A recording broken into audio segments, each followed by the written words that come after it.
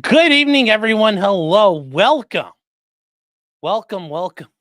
to the show. It is Thursday night, so it's time to do the Thursday night show, guys. Episode 181. It's a lot of them. Done 181 of these. I think pretty much all in a row. Pretty cool thing. You know, we just keep going. We keep going. We're going all the way, chat. We're going all the way.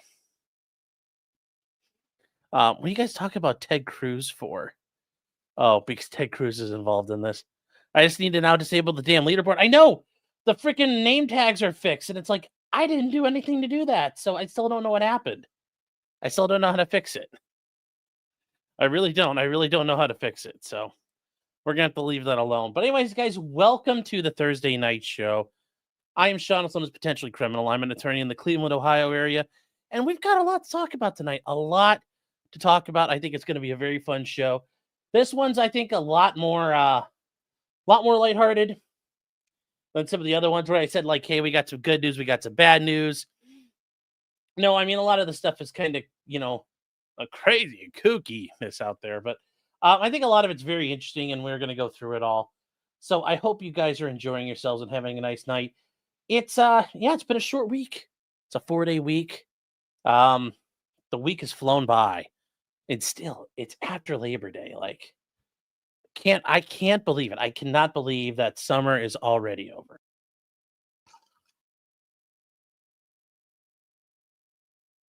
But it is. Yes, I did hear about Seattle suing Glock. I've not had a chance to look at it.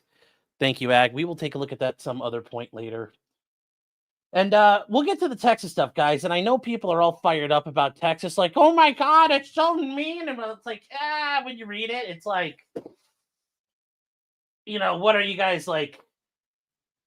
What are you actually protecting there? What actually are you protecting there? Because I don't think it's exactly what you think it is.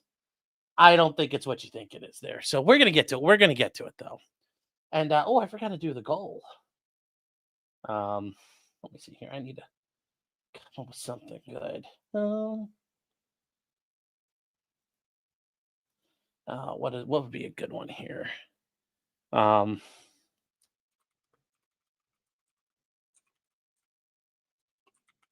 on, chat. We got to do this here. All right, there we go. So I put the goal is up. The goal is up. All right. So welcome everybody here. We are live tonight. We are live tonight on Twitter. We're live tonight on Rumble. I gave Kick a little bit of a tryout. I know people wanted it, but we're gonna go back to Rumble. I got Rumble to work, so I think Rumble sorted out whatever problems it was. I did some tests on it earlier. So we're back on Rumble. Back on Rumble. Always on YouTube. I'm sure that's where most of you are watching this. And then also, we are live over on Locals. And remember, guys, if you don't know what Locals is, join us over there. Locals is a fun, hopping in place where we get to hang out and do all the stuff we can't do here. Remember the promo code potentiallycriminal.locals.com. Use a promo code summertime 2025. Get access to the exclusive content being the Monday night show and the Thursday show, which is right after this. Join. I think it'll be a great time for you guys there. You will thoroughly enjoy it.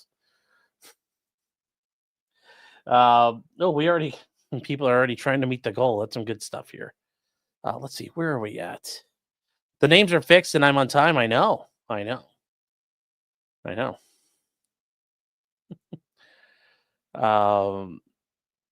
Pitchlock says Tex could take my tentacle porn when they pry from my cold dead hands. Yes, well.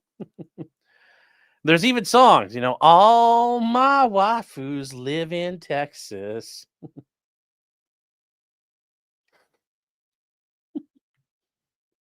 We're gonna get to that here. That's probably gonna be what we're starting off with.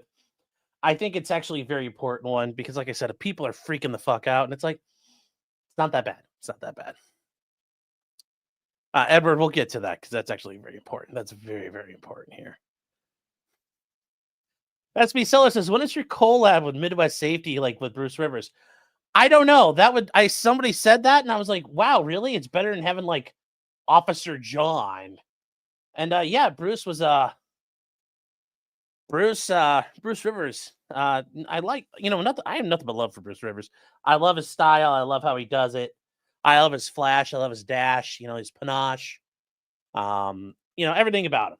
I don't like his TDS, but hey, you know what? We all can't be nobody's perfect. Nobody's perfect. But overall, I love his stuff. I love his show. I love how he does things there. So hopefully at some point, maybe one day I'll do a Bruce Rivers collab. That would be the premier attorney in the state of Minnesota that's on YouTube.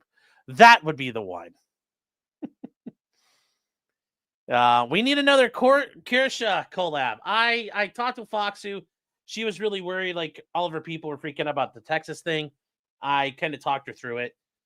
Maybe she'll do something soon. I don't know. We'll see what the Foxu would like to do soon. See what her schedule is looking like. I know, she really wanted Brian Koberger, and then Brian Koberger pled out, and her existence. She's like, no. But maybe there's another trial that will spark her interest, and we'll go through that. We'll try that. All right, guys. So it's been an interesting week. We covered the Cardi B trial. The Cardi B trial came to a conclusion on Tuesday. There were closing arguments, and then a 20-minute deliberation before the jury came back and held that Cardi B was not liable for assaulting the security guard and completely shut out the plaintiff side of it. And Cardi B was victorious. So we covered that. Last night we covered the response from Shuli and Carl from WATP regarding the Stuttering John lawsuit. And I know a lot of people they don't like the Dabbleverse stuff, but I do think the lawsuit was actually, their response is very well written, and you can see once again it's an example of really shitty lawyering, and you can see really good lawyering, and it's just so diametrically opposed. It's amazing. So yes, Cardi B won in a unanimous decision, just completely BTFO'd the plaintiff. And hold on, what is this here? What did Rob Norris just rape Destiny in the debate? Wow. Well, tomorrow night, guys, we are going into we are going to be talking about Destiny tomorrow night because some things just did not go well today in court. Court made a couple rulings, and oh man, it was not good for Destiny. It's not good for Destiny, but good for Rob. Good for Rob. Actually, guys, Monday night, Rob and I are going to hang out. We're going to catch up. It's been too long. Rob's going full time at this, doing the stream and stuff. So want to get in touch with him. Said hello. I was like, hey, what are you up to? And he's like, hey, man, let's get together. So we're going to do it Monday night. It'll be a lot of fun.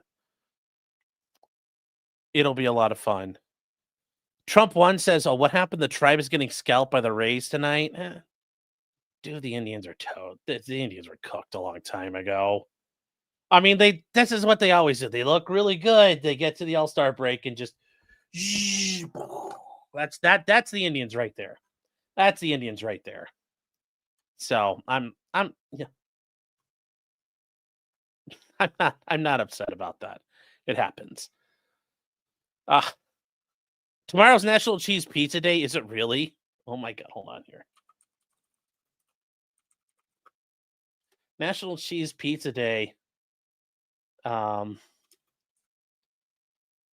National Cheese Pizza Day is Friday, September 5th. Oh my God, it really is. Oh, chat. Oh, chat. Like it really is. The gods smile upon us, chat. The memes are magical. Or is it that is there magic in the memes, or the memes themselves, are they magic? I don't know. But that's the one thing now, over the past 10 years, we've really found there are magic in the memes. Something to be impressed with. Something to think about all the time. The mods are asleep. OCP, please don't do that. All right, guys. All right. We are going to we got a couple of hold on here. Our calendar at work mentions Cheese Pizza Day. I work with autistic children. I'm not telling anyone. You should really let your, like...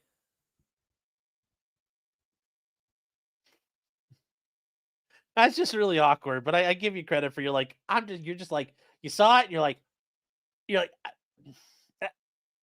it's like the meme. It's a Nathan Fillion meme. You're like, you're like, fuck it, I'm gonna go outside and monitor recess.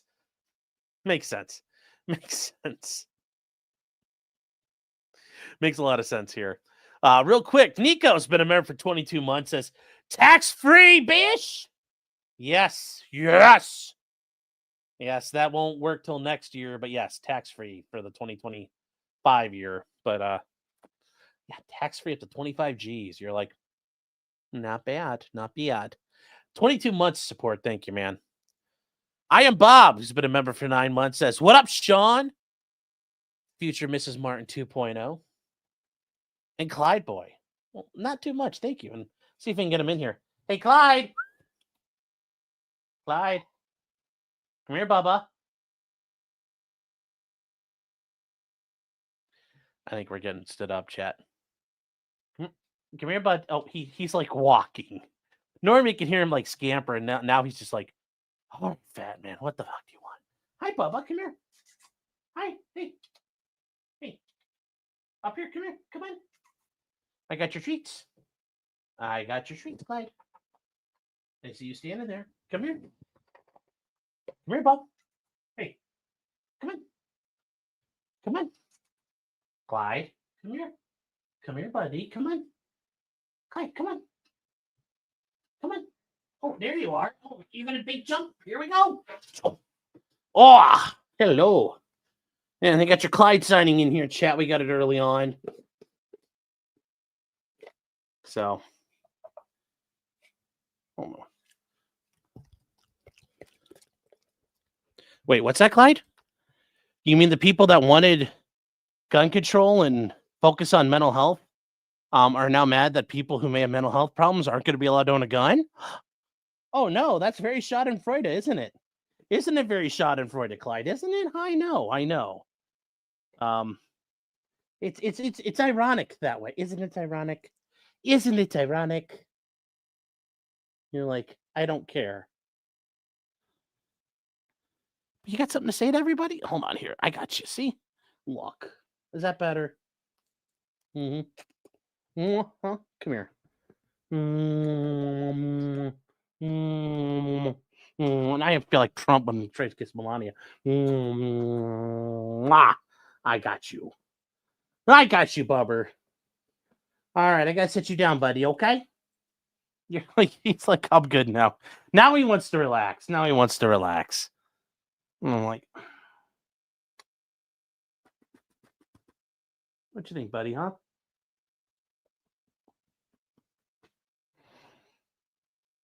All right. He's a dog. All right, guys. But yes, anyways, Bob, thank you for being here. 9 months, thank you. EDW Rapper for $5 says, "God bless the goal." And guys, the goal tonight is that the federal judges will cry even harder. Nico for $5 says, "Tax-free, bish."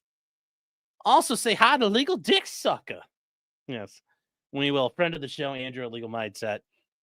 Shredder S07 says, "I'm doing my part." 2.0 is like, you can't use that "I'm doing my part" thing. She's like, it's so damn annoying. I'm like, I promise not to use it. But in the meantime, she does like these because they're Clyde, but we get some awoos. So there we go. We'll use that. Seller says, when is your collab with Midwest Safety like Bruce Rivers? Like I said, one day, chat. One day, by God, we'll have our home again. Test Channel Wow. Is it like Test Channel Wow? Or is it like that's the name of the channel is like Wow? Or is it like Test Channel Wow? Like the content lasagna. Is it the content lasagna or is it the content lasagna? It says, did Destiny get felted in those recent Pixie filings? Yes. Pixie's going to be allowed to amend her complaint. Oh, yeah, it's bad. It's bad for him. Nick Kreuzer, we'll go over all of it tomorrow, guys. All of it tomorrow. Nick Kreuzer for $5 says, as above, so below. Stephen Cooper says the kaleidoscope. Yes. Torgo the White's been a member for 22 months. Thank you. That 22 months, guys. Like I said, I know some of you have been here just as long, if not longer. I just seeing the number is always just, like I said, it's very humbling. It's very humbling. It's super appreciative. But I know you guys have been here. I know a lot of you guys have been here for long times now. Many moons, as my people used to say. It says Silk Song, Hollow Knight. That's a game Phil's afraid of playing, I think. And got released today. Destiny got felted. Yep. Let's see here. Thank you for the support, by the way. EDW Raptor with 5 subs. Let's fucking go tonight, chat. Let's go.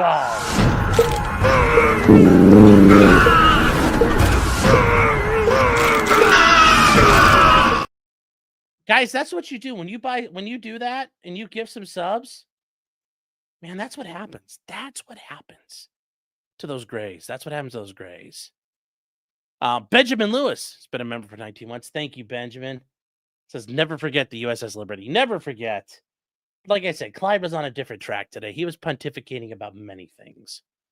But thank you for the support, 19 months. And Debbie O for $5 says, I could support more crying from the federal judiciary. I think we all can. They should suffer. There's nothing wrong with making them suffer. But chat, it is time to go. Talk is cheap. And we are burning daylight. Let's get going. Debbie, thank you again for that. I appreciate it. Eric says, what the fuck is Silk Song? It's a video game.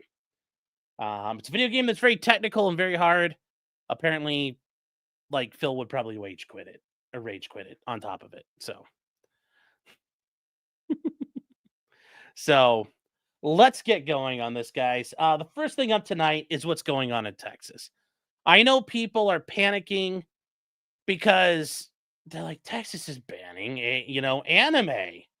Well, not really. People were freaking out about. Not at all. Oh, Jefferson Post says my casino appearance went into a bearing video. Oh, buddy. I'm going to take a look at that. Bearing, very based. Benjamin Lewis says 2 Venezuelan F-16s just buzzed the USS Jason Dunham. Well, I'm sure that the fucking SM-6 batteries were just sitting in their tubes, and the Aegis radar was going, and those CWIS cannons were just going. Whoop. So don't worry, chat. We'll smoke them. Anyway, what's been going on in Texas? Well, Texas passed a law, and people were panicking. Was it going to make anime illegal? And what did Texas do here? Well, it wasn't really, it's not that, thing. I mean, on its face, it sounds like you can't do stuff there. But ultimately, this comes down to the production of, child porn. And how does this work? Well, there are limits to what you can do. And when you read this, people are all worried because they're doing in the name of fighting children. But what's going to happen here? Well, in Texas, on the first day of outside of Labor Day, one actually went into effect on Labor Day. 830 new laws went into effect. God love fucking bureaucracy. But the biggest one was in Senate Bill 20, which is designed to crack down on AI-generated child porn. So what does this mean? Well, people are freaking out because it gets rid of obscene visual material. Okay, that appears to depict a child younger than 18 years of age, whether it's an actual photo, AI-generated image, or a cartoon or animation. You're like, okay. But what is that? When people are like, well, what is it going to affect my animes? What about my waifus or my redo of healers? And they point out that, or if you're Vosh, my short stack goblins. Because, you characters who have childlike qualities. They got childlike qualities. Now, what does this actually mean here? What does this actually mean here? Okay, so yeah, that sounds like people were running around screaming about it. But you know what people didn't do? They didn't go read the actual law. And here's the actual law. Here's the actual law. So what is it doing? It's banning the possession, promotion, or production of visual material depicting children. Okay. So they say visual material has the same meaning as, but anyways, here's the part we're worried about. A person commits an offense if the person knowingly possesses, and once again, if the knowingly possess or accesses with intent to view or promotes obscene visual material containing a depiction that appears to be of a child younger than 18 years of age, engaging in activities described by section 43.21A1B, regardless of whether the depiction is an image of an actual child, a cartoon, animation, or an image created using AI application or other computer software. So that means like learning machines, anything. Now, why is this really not anything new? Because it's the Protect Act. That's something that got passed in 2003. You are not allowed to, make computer-generated child pornography. You're not allowed to, make obscenities or depicting minors engaged in sex acts that are deemed obscene under the Miller test. And that's from Miller v. California, where it's, under community standards, would it be taken as a whole? Would it appeal to the prurient interest, which is like, what does your prurient interest mean? Well, is it, sexually arousing and appealing? Is it titillating? And you're like, okay, but what does all that mean, though? What does all this mean for people? Because right now, Texas says, okay, well, we've got this part here. So what does section 43.21 say?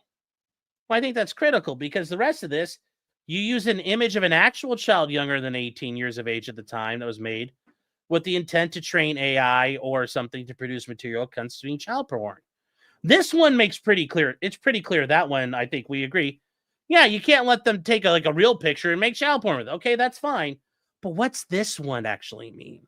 What's this first part mean? And it could be a felony of the third degree if you've been, it can lead to a lot here. It's a state jailable felony. You could go to prison for this. But more importantly, what does section 43.21A1B say? Well, that's why you have to go to the Texas statutes. And you go to the Texas statutes and section 43, well, it's about obscenity. So there it is. And it says section 43.21, and then you have A1B. So let's read through this.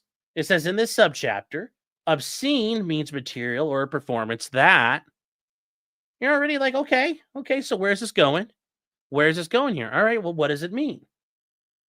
It depicts or describes patently offensive representations or descriptions of ultimate sexual acts, normal or perverted, actual or simulated, including intercourse, sodomy, and sexual bestiality, or, under number 2, patently offensive representations or descriptions of masturbation, excretory functions, sadism, masochism, lewd expedition of the genitals, the male to the female genitals in a state of stimulation or arousal, covered male genitals in a discernibly turgid state, meaning you're pitching a tent, meaning you got a boner underneath your clothes, and you're boing, boing, boing, boing, boing, to quote the great Cornholio, or a device designed and marketed as a useful primary for stimulation of the human genital organs. Okay, so I think that's pretty obvious that we're not talking about your anime. We're not talking about your heckin' anime.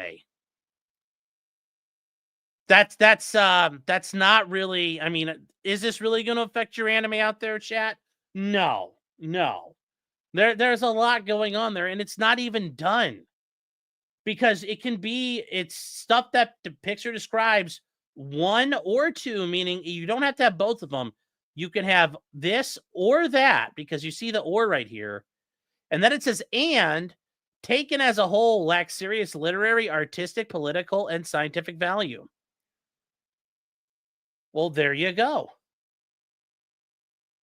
There you go. When they do mention what's an obscene device, because they talk about down here a device is a device including a dildo or artificial vagina, designed or marketed as a useful primary for the stimulation of the human genital organs.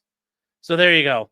They have to define what a dildo is in Texas. So once again, this is not the end of the world here. This is not the end of the world. What are you really doing with your anime? Is your anime got like, is it really like, because if you have your anime showing any of this stuff, I think most people would say, wow, that's really fucked up anime. Does anime show this stuff though? Not normally, no. Maybe redo of Healer, but that's about it. Yes, it might not be your anime, but I bet it's someone else's anime to a T. So, is the Baldo an exemption? I don't know. Yes, I guarantee you some of it does. Certainly, certainly. But this idea that like anime conventions are going to be prohibited, or you're going to have to leheckin, out of my cold leheckin, dead hands. No, you don't have to worry about that. That's not going to happen here. This is entirely blown out of proportion. It's very clearly what they're going after. So anything that would be illegal under Texas law is already illegal under federal law. So, just people need to chill. People need to chill. People need to chill. Joe Morris is Crunchyroll and High Diver in Texas. They're not going to stop streaming anime. Yes. Justice Smith says, my waifus, Sean, my waifus. Brad says, Texas saw women standing on Nick and got started on legislation. Yeah. Yes. Hubbleson says, covered male genitals in a disturbingly turgid state isn't even my next album. Well, remember, if you guys have ever seen Dr. Strangelove, George C. Scott's character, General Turgidson, Stanley Kubrick picked like all their names to be kind of like dirty innuendo names, and Turgidson means like big old cock. So rock hard dick. When you think about it, so it's an older phrase, but turgid means you got it up, chat. You got it up. So it's just something to think about. It's just something to think about. Bendova and Sneed says, oh shit, bro. Molten's fucked. Well, maybe. Amateur Iconoclast says a lot. It's the anime fans who are the ones complaining the loudest. Well, that's the only ones this is going to target. Really, who else is going to show up at a convention? It's not the freaking Pokemon people. Although, like the whole tentacle porn shit, I guess. But at the end of the day, like it's not the Pokemon people or the Call of Duty people. None of those people have to worry about this. It's the anime people. That's where it gets like, you're on the bleeding edge of things, depending on how you're doing it.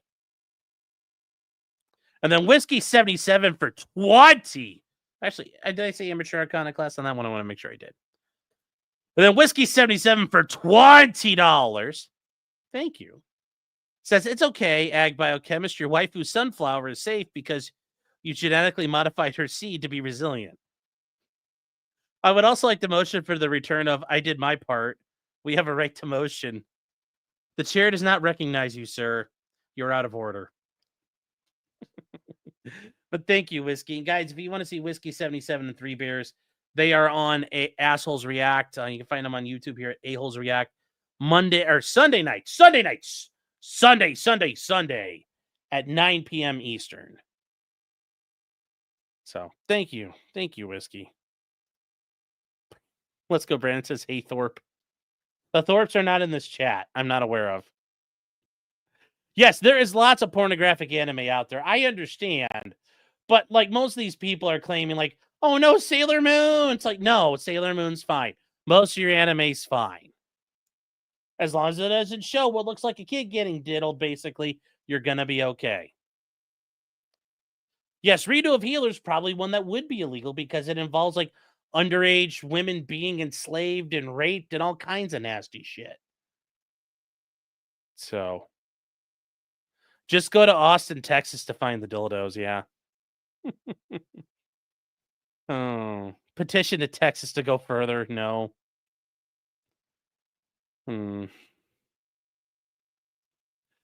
S says, I know you're going over tomorrow, but Destiny went over his court order today. He thinks it's a big win for him. The grant was expected, but the judge shares defendant's logic. I mean, I don't know. We'll see. We'll see. I need to take a look at it because it's not a. I mean, if he shares their logic, this gets him around a lot of problems. So I don't see. I'll have to see. I'll have to see. Ali says, do you watch anime? That law describes all of it. It's over. No, I don't watch anime. I mean, no, I don't watch anime. Doll Life Dan says, what's the purpose of this law then? The purpose of this law is to crack down on AI-generated child pornography. There was actually for a while, basically before the Protect Act, you could manufacture child pornography and like have the AI generate it. And the problem is AI is getting better and better and better. It's hard to tell like what's real, what's not. And like, they don't want it out there. The government has decided and society decided we don't want, child porn out there. So that's why it's being made illegal.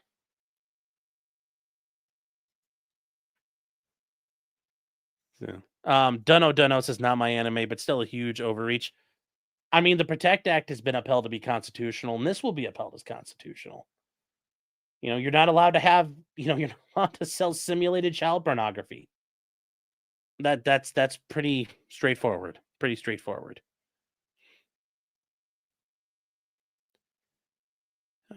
Is the law even enforceable when the porn industry has fought for decades to classify everything pornographic as artistic expression? Yeah, because if they tried to do porn with 15-year-olds in it, they couldn't say it's artistic. They would get in trouble. So at some point, yes, because remember, if you guys go watch porn, you know how those like all those federal notices pop up on screen? Guess what? They have to comply and say, yes, we verified it. We have records keeping track of the age of all the people we deal with and all their information. So as much as, you're like, oh, well, the porn industry. No, the porn industry had to bend the knee too at the end of the day. So it's the same as the law California already passed and nobody freaked out about. Well, yeah, because Texas, they're evil Republicans. Mm-hmm. Mm-hmm.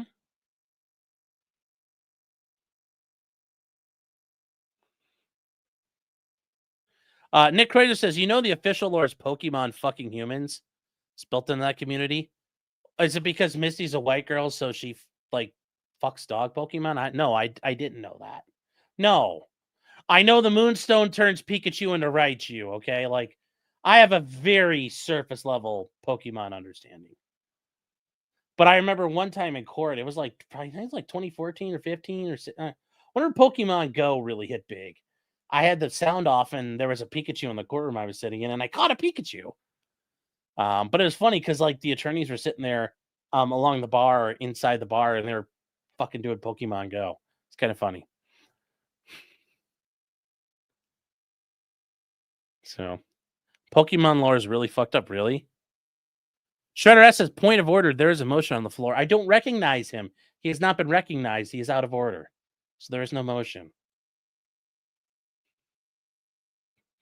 Erica says, I'm right here. Well, yes, hi. How are you doing, Erica? Joe says, so in Texas, don't make hentai of real children. Pretty much.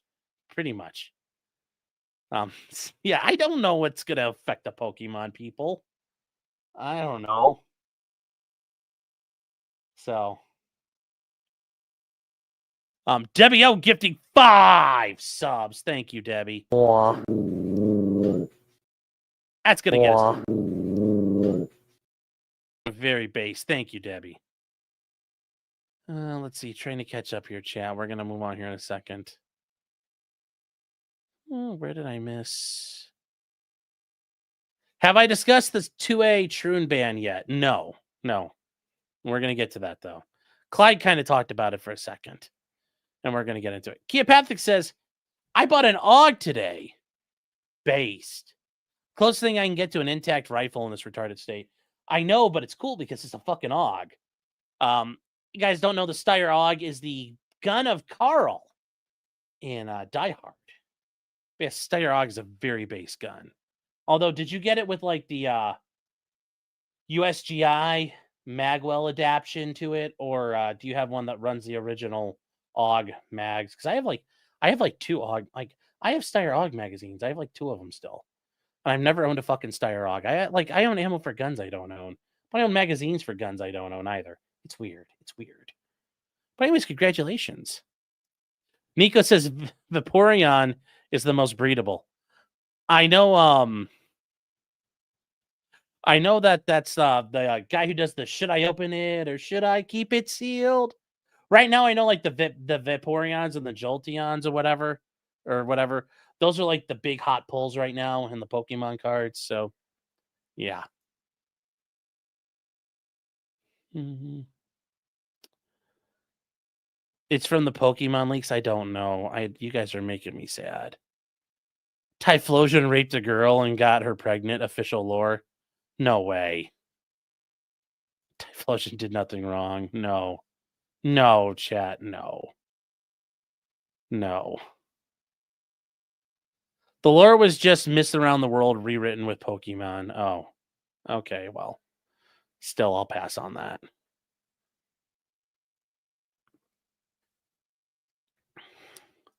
The Pokédex for Driffoon says, the Pokédex. Stories go that it grabs the hands of small children and drags them away to the afterlife. It dislikes heavy children. All right. All right, chat. So, yes, moving on from there into something that's come out new is the DOJ looking into the transgender basically gun ban. And I think it's funny, the people, people are like, they're screaming they want heckin' gun control. Fine, here's gun control. No, not like that. It's like, well, that's kind of like, you want gun control. Oh, you don't want this gun control? So what is it looking at here? The DOJ is looking at a rule that could restrict transgender individuals from owning guns. I mean, really, like, we don't let skits, like, I want to chop off my wiener. I'm a woman. If somebody walked down the street going, arf, arf, arf, arf, arf, and they thought they were a dog, we wouldn't let them own a gun. And also in 1787, if you had walked into the hardware store and had your hair dyed, well, actually, what would it be dyed? What color would it be?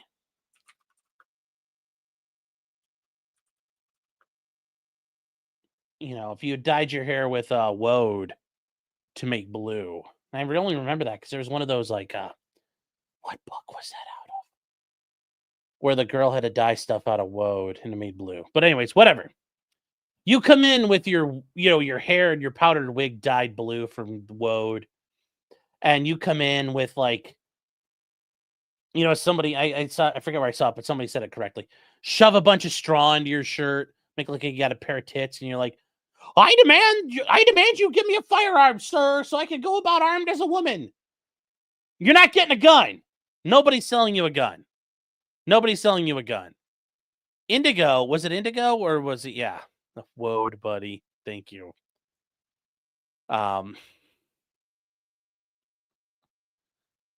Anyway, that is yeah.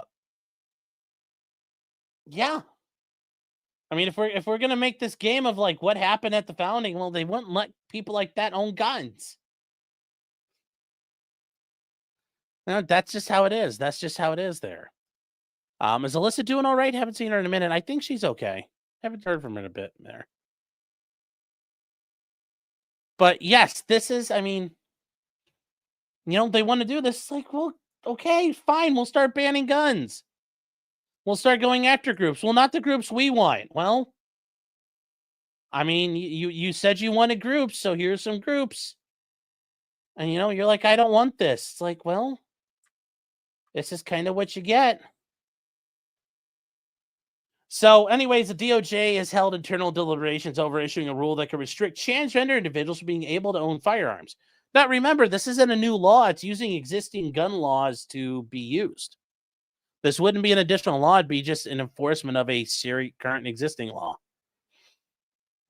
Yes, I'm sure Carl from InRange is not thrilled with this. Nor most of the Discord. I'm sure Tactical GF is really upset as well, too. So. Anyway, such proposals could face pushback from not only civil rights groups, like, oh, now you guys are worried about gun ownership? Okay. And then for gun rights organizations, which have resistance to the issuance of regulations restricting access. I agree, but you're dealing with people who are completely mentally insane. Like, we don't let insane people own guns.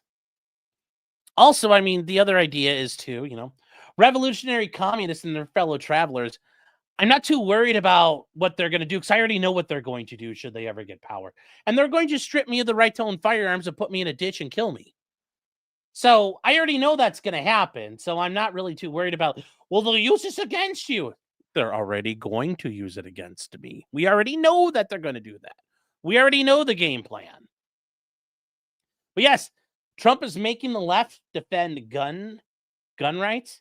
Trump is making the left defend cracking down on crime and low crime rates. That high crime rates are better. He's making the left defend, narco terrorists who are running drugs into America. He's doing all of that. So. And then Bella here has been a member for 20 months. And Bella, thank you for being here and your support. And you say, do you believe in a man in the sky who one time parted the ocean, whose son also came to Earth and died and was raised 3 days later? Careful that slippery slope. Those people already think I'm crazy, so should they ever get in power, they were already planning on doing it once again. The game's already afoot. The game is already afoot. And I am not willing to break bread with, revolutionary communists and their fellow travelers because they don't care.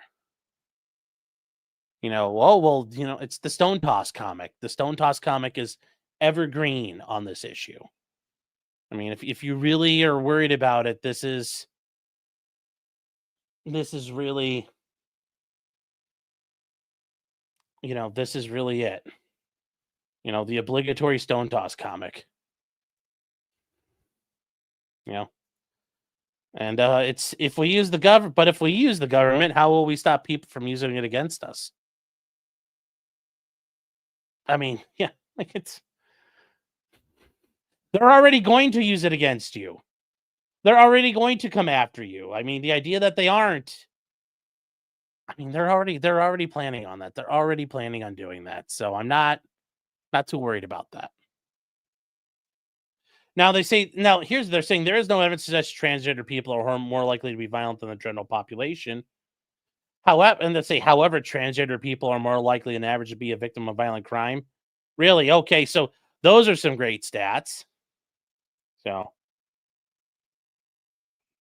but this goes on to say, this is what's going to happen here. And they say that they've debated whether having a diagnosis of gender dysphoria could disqualify someone who's adjudicated as mentally defective from owning guns. Something to anticipate. So the move would be the latest escalation and ongoing push by the Trump administration to restrict the rights of transgender individuals. Well, we restrict the rights of schizophrenic individuals too. So, and yes, Bella, you're bringing up things here. Yes, they're victims of sexual abuse and battery by their own kind. Yes. Jerax is not a fan of the Troons, but not a fan of bands like this. Once again, there are no accord to be made with the far left.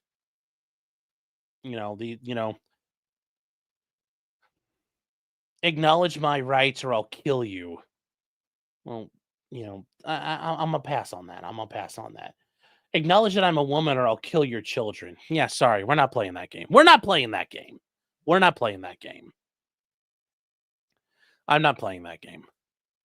They can do what they want to do. They can get guns after they get out.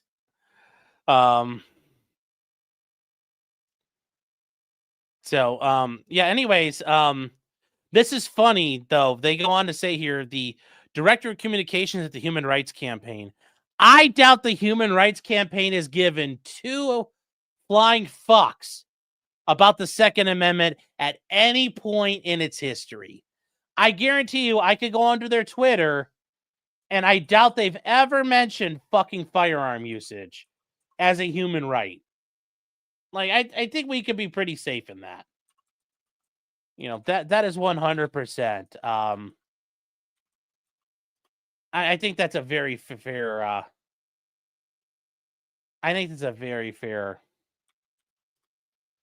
discussion to have. Like, are you guys really? Really, I get it. It's because it's it's for the LGBT, and you're like, whoa! It's like, all right. But it's just very interesting how this is all working out right now. It's how it's all working out right now. You're just like, wait. What's going on here? What's going on here? Gunners of America argues human right. Yeah. Yes, pull up what Tim Kaine said about God-given rights too. Yeah, well, we'll do that. Yeah. Yes, it's hilarious that Trump got the communists to defend the Second Amendment. Remember, the communists only want the Second Amendment because it keeps them armed for revolution. They don't really see it as a vehicle for anything except preserving their right to serve as a revolutionary body. So once again, I am not willing to break bread with revolutionary communists or their travelers and the people in the circles that they exist in. I'm not. You know, as Homer said in the Iliad, man, men and lions, there are no pacts between men and lions. Wolves and sheep, well, no. There are no accords between men and lions. There are no pacts between wolves and sheep. Prattle on about them if you must, but it's folly. It's nonsense. You know, they're not going to be like, oh, well, you defended our heckin' rights. No, they're going to come after you no matter what. So just acknowledge the game. Acknowledge the game from the beginning. Yes, the John Brown anarchist types, exactly. Yeah, there's no honor amongst thieves. But I do think it's funny. I do think it's funny, though, that, yes, they are now going after, they are now getting the left to defend all this stuff. So. Meme copium, thank you, meme. It's like, as Homer said, and you're like, what's Sean gonna say? In the Iliad. Oh. Yes. Tech Guy South says, if you survive the commie revolution, it'd be a great weight program for you. See, the one thing is, like, if the communist revolution ever happened, the problem is that, the revolutionaries get killed by the converts. Because they don't last too long, because, nothing's more effective than a convert. I'll just become, like, if the communists ever win, and we lose the counterinsurgency and all that, the counter revolution and all that, I'll become the most effective communist, and I'll just start killing them all. That'll be my plan, and that'll be the game plan. I'll hollow them out from the inside and be like, we won. Oh. Yes. Missouri Battle Flag is right. I'm sure it bugs them that Robert E. Lee was hanging out there when they stretched out John Brown's neck. Yeah. I'm sure it gets their goat.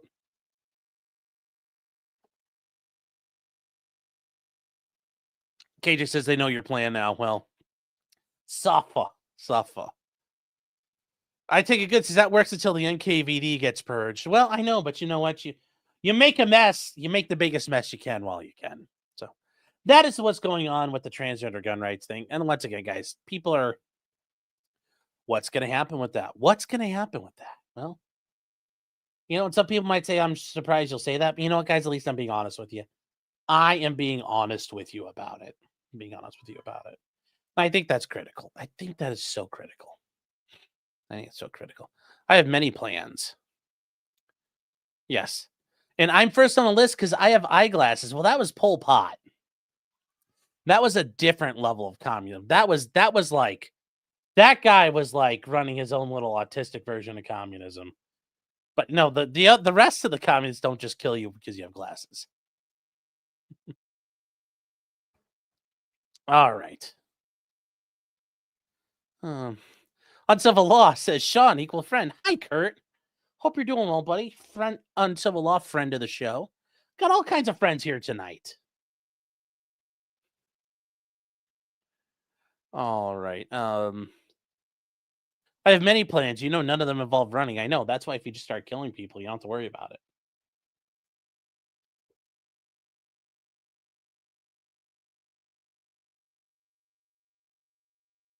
Jeez, I thought I was going to keep sneezing again. It's not happening. Stay says, save up for LASIK. That scares me. LASIK freaks me out, man. I'm not going to do LASIK. I'm just surprised your take is so based. I figure you go full Fudbusters on this one. I'm like, oh well. You know, I love our natural rights and I love enjoying them, but I also acknowledge, as Hans Hermann Hoppe once told us, physical removal is the only way to deal with the left, like the collectivist left. It's the only way to deal with it. So, yes, we're all friends until we're not too. So, anyways, guys, we're going to move on here. We're moving on. This is a story that Luke sent me. Luke being down in New Zealand. I'm sure it's like, oh, well, how did I? Anyways, we're going to go on to this one here. This is actually kind of funny. This is actually a very funny one. This is a lawyer no-show to court because he thought the client would do a better job. And this just happened. This is a Auckland-based attorney, Tai Wah Kwan, was admitted as a lawyer. And he, he said he didn't need to appear for his client and described himself as an ornament. Okay, so anyways, he attended a court hearing because there's merely an ornament, thought his client would do better without him. And he was acting as a barrister. And guys, remember, in the Commonwealth, there are two types of attorneys. Barristers who are, they practice in front of the bar. And then you have solicitors who do mainly like transactional work. Canada's a little different. Like, there's not really a distinction. And in Britain and the rest of the Commonwealth, it used to be a very traditional distinction. But over like the past 30 years or so, really, that's really been kind of obliterated. There are a lot of attorneys who only do one or the other, but there's a bunch of attorneys who now do both. But he was acting for a man. He was representing a guy in a family law case. And he attended court hearings with a guy in 2023. And he was supposed to attend a hearing in November 2023, but didn't show up. He said his client had told him not to show up. Now, here's the thing. Your client is in control. And now I don't know exactly how it'd be in New Zealand, but if this was here in America, your client has told you not to show up. Now, has he discharged you? No, that's not necessarily, could you consider this a discharge? Maybe. Maybe you could. Maybe you could.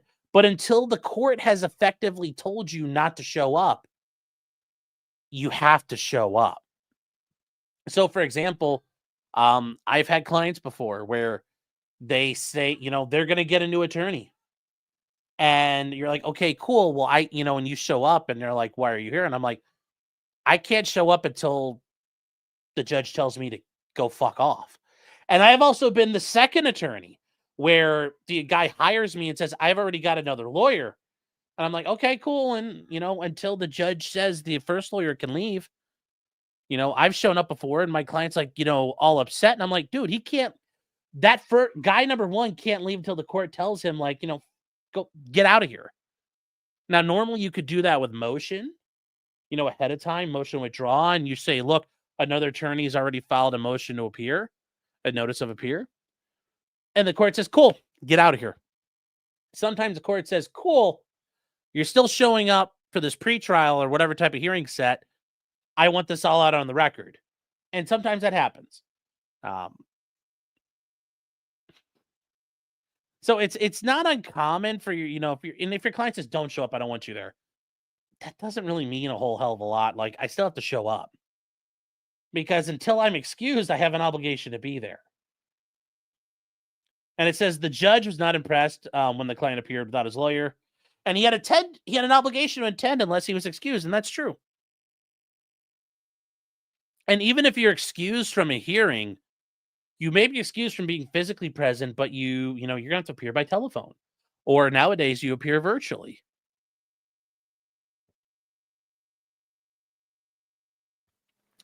And yeah, it's not for him to decide if he'll appear. It's not for your client to decide. He was supposed to attend a hearing in June, at which childcare arrangements were determined, and a few weeks before the hearing, he told his client he was extending his trip to Korea. He wouldn't be back for the hearing.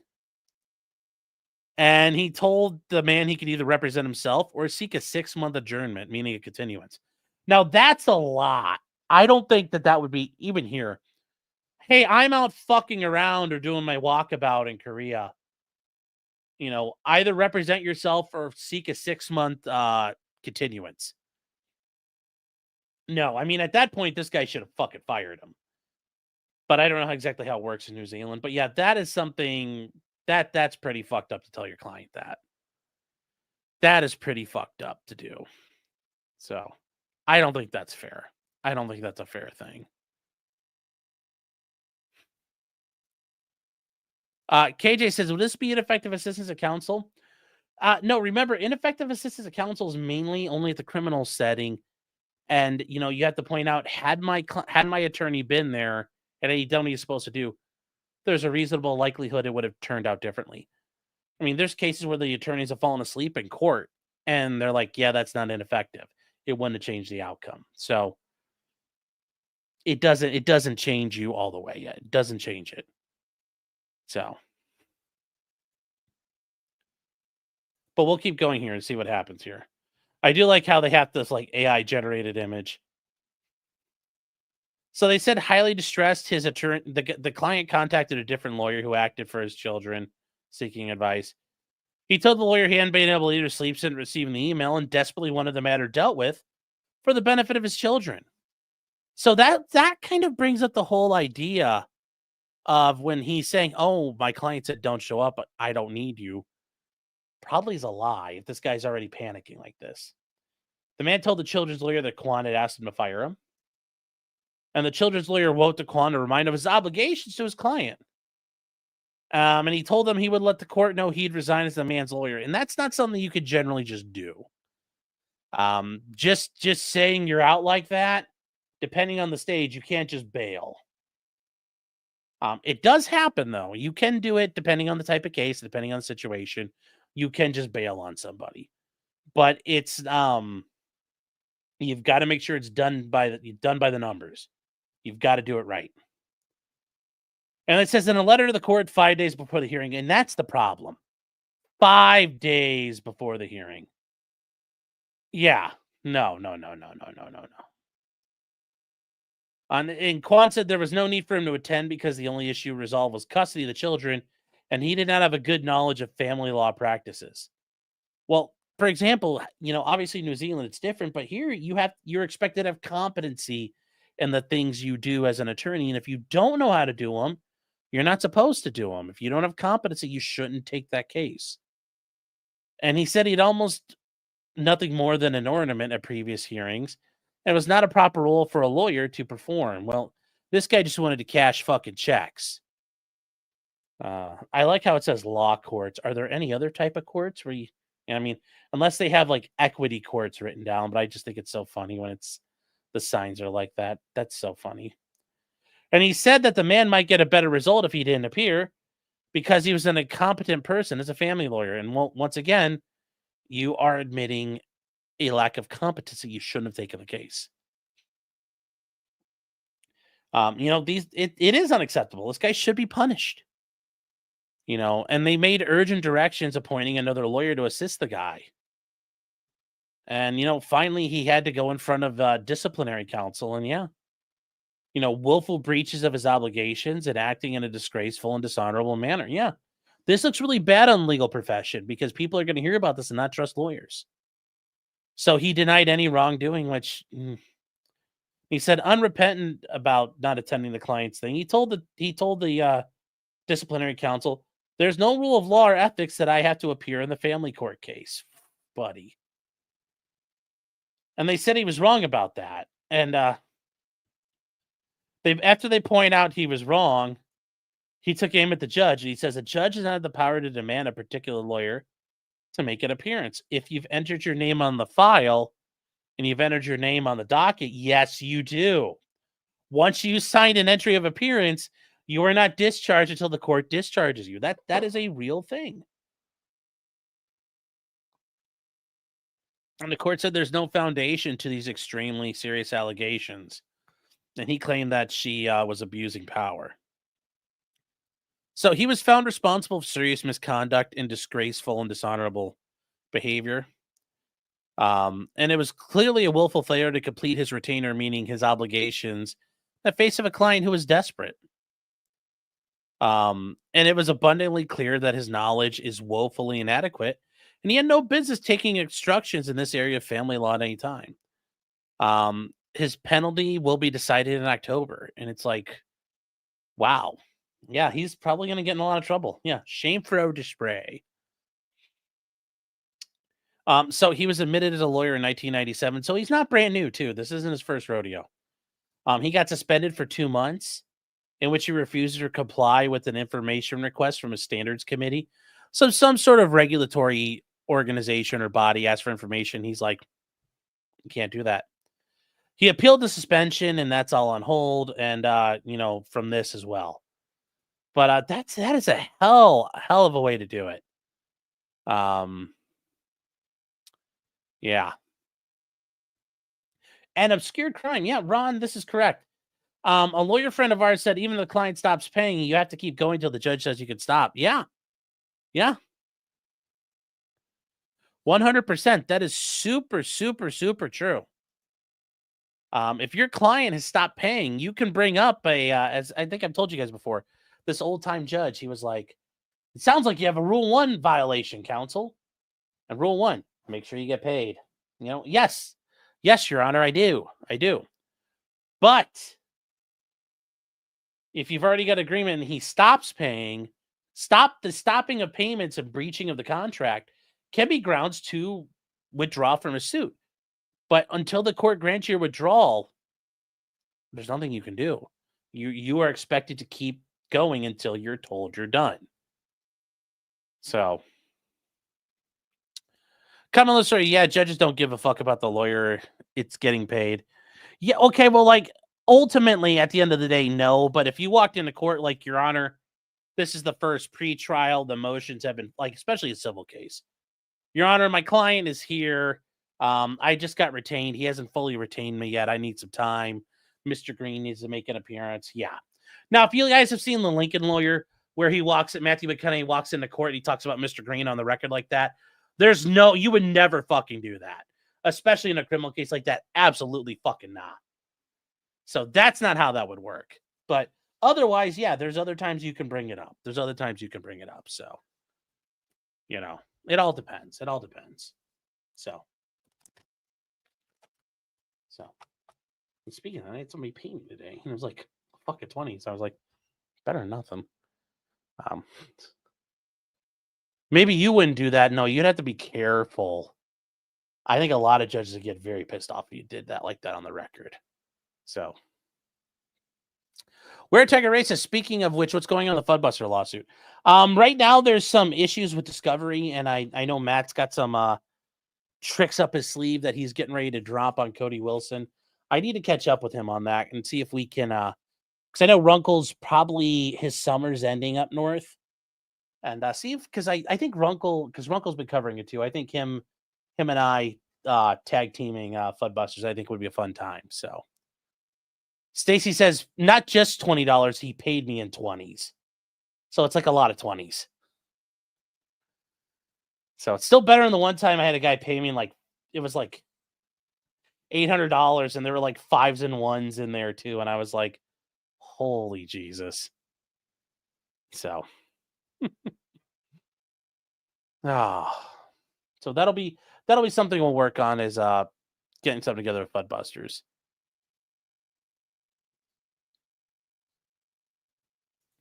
We've had a good example with the toe having to change lawyers. Yes, that's a very good point. Yes. So when Aaron's attorney was like, I need to leave the case until the judge said you're allowed to leave, he's stuck. So until you're allowed to leave, you're done.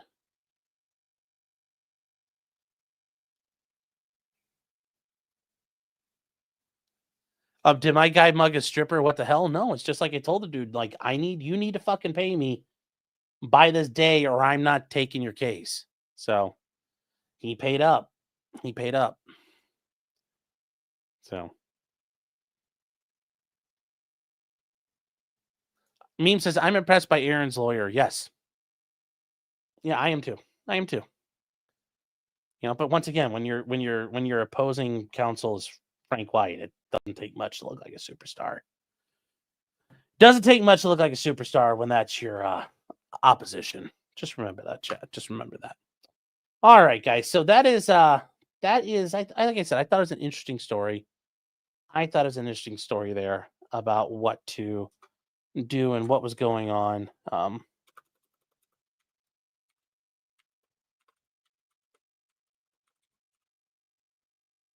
Okay, now moving on from here, we are going to the Karen Reed trial. And this, guys, is, the damage of this. This right here, guys, this is a lot of the cost for the Karen Reed trial has come in. Now, ultimately, what's the total cost? $1.4 million, probably 1.5 when everything is completely accounted for. But you see some of these costs. So remember, Isaac Wolf, this is from the Commonwealth, that neurosurgeon that came in. He had like a 20-minute, 25 minutes of total of testifying time. 20 some odd minutes of testifying time where he came in and was talking about the fractures in the skull. Now, obviously, he consulted on the case before that and had to look at medical records, but he got $30,000. $30,000. And then you see Canine Aggression Consulting. So they talked about a dog bite expert. They paid that guy 11 G's. Hexordia, that's the remember the lady who had the weird fucking hair wrap thing going on because she looked like a dildo with all of her dreads, the white lady? The digital forensics expert, she made $45,000. Ian Whiffen, the guy from Cellbrite, $2,600. The Massachusetts State Police, they had travel for their investigators to go out and do stuff.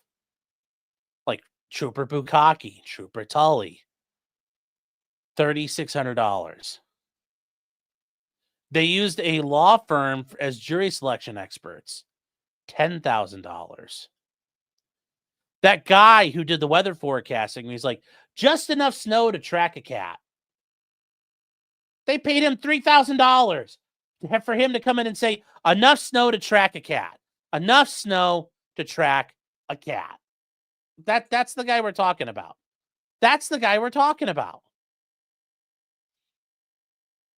Asher Research. This one you guys may not have heard of. But you know what they did? This is basically a private investigation company. And for $20,000, they did opposition research on defense witnesses. Opposition research on defense witnesses.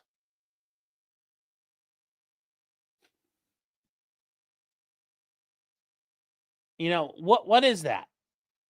For the defense witnesses to have oppo research done. And it's just disgusting.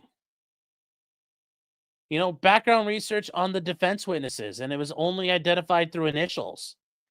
Like they went after Melanie Little showed it. I don't know where she got the thing there, but Melanie Little talked about it. Like they were looking up for all the dirt on Dr. Lopasato. Every single person they could find dirt on, they were digging for.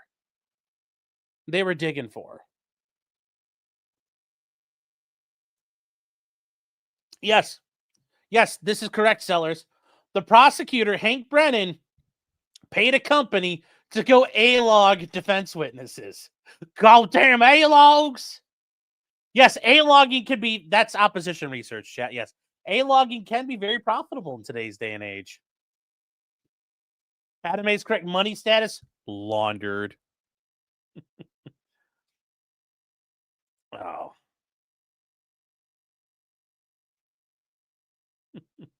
Now, there's even more, though. There's more things on here, chat. We're going to get to the big one at the end. We're going to get to the big one at the end. But you see also the court reporters. These court reporters here, $17,000, $900. You know, one court reporter had $22. Another court reporter had $20,000. Yeah, this is court reporters aren't cheap, but even at $50 an hour and they work at like how many, like $1, you know, however much per page. Remember, they have to type all that shit out and get it ready, preparing transcripts, everything. Those costs aren't the most, like, those are reasonable. Those are reasonable to me. But then you see Mary Ellen Gray. This is Hank's paralegal, a contracted paralegal for support services. 70 G's. Some good eating out there. Hank Brennan as special prosecutor. $566,000. The DNA experts. $4,700. Let's see. Oh, there's another court reporter for $11,000. What else did they do here? Oh, they had to pay their court fees to get filings off of Pacer. $253.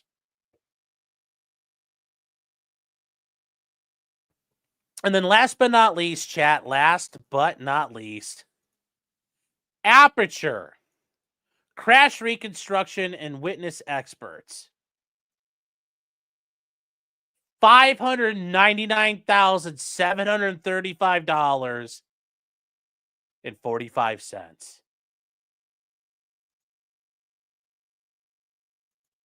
Yes. Yes. $599,735.45.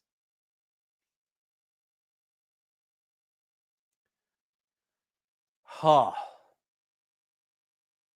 Oh. Yeah, well, Melanie Little was talking earlier. I made a joke about the Aperture invoices. Did they bill out the paint specifically? I don't know. Remember, and these guys paid all that money for fucking blue paint on an arm and dressing up and cosplaying. You know, that this is absolutely fucking ridiculous. Kia Patrick, you're right. You got to get that beak wet, man. You got to wet that beak, son. Wet that beak. Just get a little, got to get your beak wet. You know, get that bag, Hank. And Judson. You know, once again, you know, you expect a guy with Judson as his name to sound like Shannon Burgess. Like when you hear the names and you hear their voices, you're like, I had the voices crisscrossed actually. Shannon Burgess would sound like Welcher, and Welcher would sound like Shannon Burgess, if I would assume. That's kind of what I thought. I thought Welcher was going to be the hillbilly. But he wasn't. He wasn't. Remember, this was their thing. $600,000 for an incompetent bumfuck of an expert in Shannon Burgess who lies about his college degrees and education. And let's see, hold on here. Let's see if we could find I think Shannon Burgess is gone still. I think Shannon Burgess is gone. Digital forensics. Yeah, let's see here. Find an expert. I think he's gone. I think he's gone now.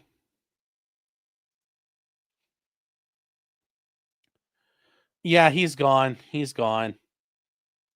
Shannon Burgess is gone because you get through the A's and you get to the B's. And yeah, there's no Burgess. Shannon Burgess, he's a flarer. He's a flarer. Oh, Ag, you have the Aperture invoices? The hell did you get these from?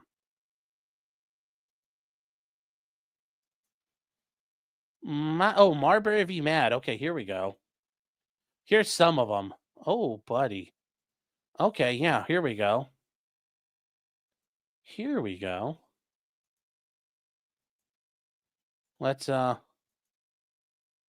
my god, there's so many of these. Let's go through some of these real quick.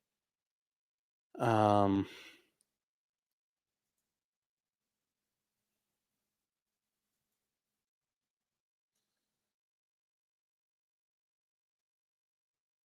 Okay, yeah, some of these here. All right. Okay, so I want to see.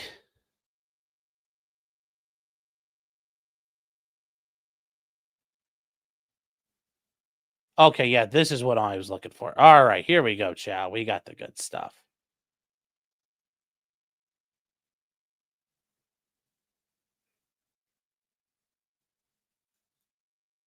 Okay.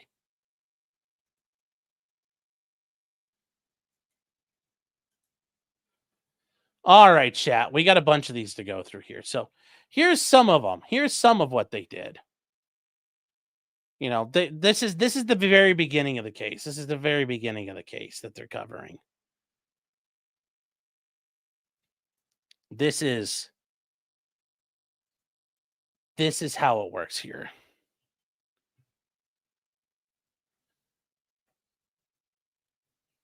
Yeah, all the invoices are available. I couldn't find them today, chat, and I kept on googling like Karen Reed Commonwealth invoices, so I couldn't find them. Sorry, I couldn't find them earlier. But like already in the month of September, they racked up $44,000 in invoices. Like, and they keeps going. Like, how do they have this kind of like what are they doing in here? Like I said, for the month of September, $44,000. What the fuck?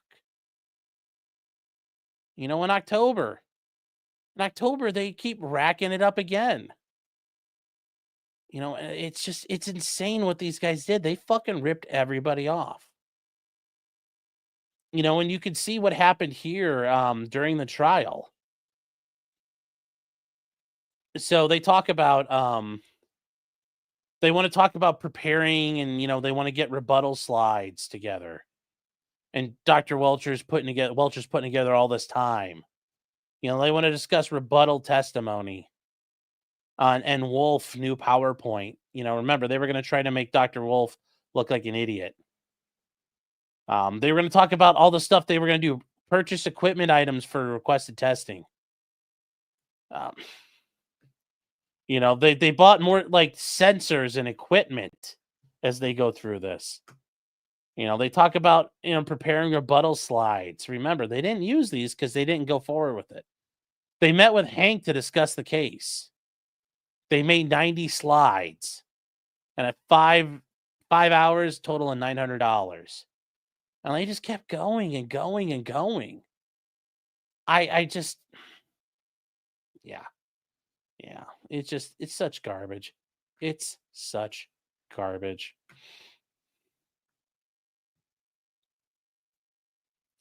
Now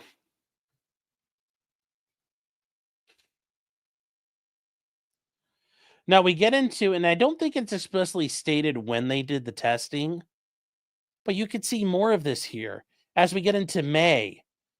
They're talking about meeting with the attorney and Judd Welcher. Which attorney? They talk about they're doing the arm impact testing. So, you know, they're talking about conducting testing when more conducting testing. You know, what are you doing here? What are you doing there? You're conducting testing. You mounted sensors on aluminum block to ensure orientation, and you set up and recorded video. So you're showing, like, you know, some of this stuff here, but it's like, where's the one that says that we dressed up and looked like fucking idiots? You don't see that one yet. Yeah, Libby, I'm sorry. 5 hours and $900 per hour. Yes, I'm sorry. I was reading that wrong. You know, they talk about the accelerometers. They did the low speed vehicle testing. You know, you're like, you know, what the fuck was this guy doing? You know, they conducted testing. They measured the height impact locations on the rear of the vehicle. Remember, and this is where Welcher stands there next to the car and like, look, it's almost as tall as me. And we set the ride height. And they taped and installed targets for the moving vehicle and prepared, and they conducted the low-speed vehicle test. And this is from what I understand, they were doing the actual test. The equipment fee. What's the equipment fee? One high-speed camera for low-speed vehicle testing. That costs $750 for 1 hour of the high-speed camera. And then preparing the test. It costs them 3 hours at $300 an hour to set up the fucking test. Visual crossing upgraded membership for soil temperatures. What the fuck does that mean? Materials look into photographs and research for Dr. Welcher. What are they doing? What are they doing with all this? No, they are not billing in lawyer increments. You see this right here? Any good lawyers don't bill in that. Lawyers bill to the 10th of an hour, so 0.1 or 0.2. That's kind of the standard nowadays. Billing at like half-hour increments is not normal. Is not normal anymore. So, but yeah, just like where they tested all this, it doesn't make sense. It doesn't make sense what they did and how they did it. Is this both trials or just a second? Remember, oh, there's a 1.4 item. There is. Oh, I didn't see it. Okay, hold on. Sorry. Oh, yeah, there is. There. Okay, yeah. So they did do it. I just think it's rather. Oh, and there is another one right there. I just think it's rather convenient with Judson Welcher. He always bills to the whole hour. It's very interesting that Welcher's like always like, Judson Welcher 6 hours. He's, he always bills to the full hour. He always bills to the full hour. Yeah. But no, this is not the first trial. Aperture was not in the first trial. This is all about what was going on in the second trial. Yeah, 6 minutes is critical. Yeah, that's the kind of money that would change my life, and they just throw it away. But yeah, no, Eric, this is just the second trial. Remember, there was no crash testing done in the first trial. Lally kind of winged it, but it sounds like Lally might have been better off at the end of the day. But just look at all this fucking hot garbage these guys did.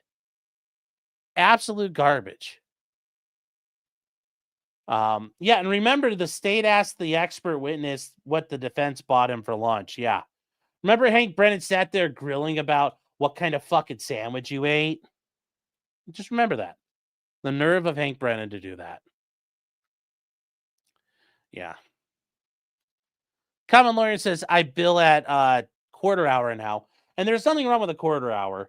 My old firm did 10th of an hour. I've heard of big firms doing 0.05 or 0.05. That's ridiculous. To 3 minute. I don't know how you do that. P-Dub says every 6 minutes they stole that once again from maritime fixtures. I'm not disagreeing that. I'm not disagreeing with that. I bet they bought a brand new freezer just to shove an iPhone in it. Yeah, that would make sense. That would make sense. You want to make sure it's fully operating. Yeah, Green Caps, that's what I was thinking here. The Exemplar was a rental, but they made it sound like they bought it. So, other Turo rental for Exemplar crash testing. Yeah, you can see that right here. So does that mean that they lied saying they bought the car and that they tested it on a fucking rental car? That's what it kind of sounds like. Or is it they rented a car to bring people out for the crash testing? I don't know, but that looks pretty fucking sketch. Is that what it was? Or like, am I reading that wrong, chat? Yeah, 0.05 is crazy. Yeah, every 3 minutes is just a wolf. Welcher was a founding partner. No, he wasn't. Welcher had his own company, and he got bought out. So he's not a founder, but he's high up. You got to round up, Sean. Yeah, you don't do that. You don't do that, man. You don't round up. I'd rather be considered honest than make more money. Because, you can lose all that reputation in a second. Yeah, Judge Welcher said they bought it. Yeah. That makes the test bullshit. I agree. Yeah, no, I think this is really something big here. I think this is really fucking big. Poor Sean is poor, yeah. T from Laos says round up a decimal point. You don't round up. If it's 1.6 hours, it's 1.6 hours you bill.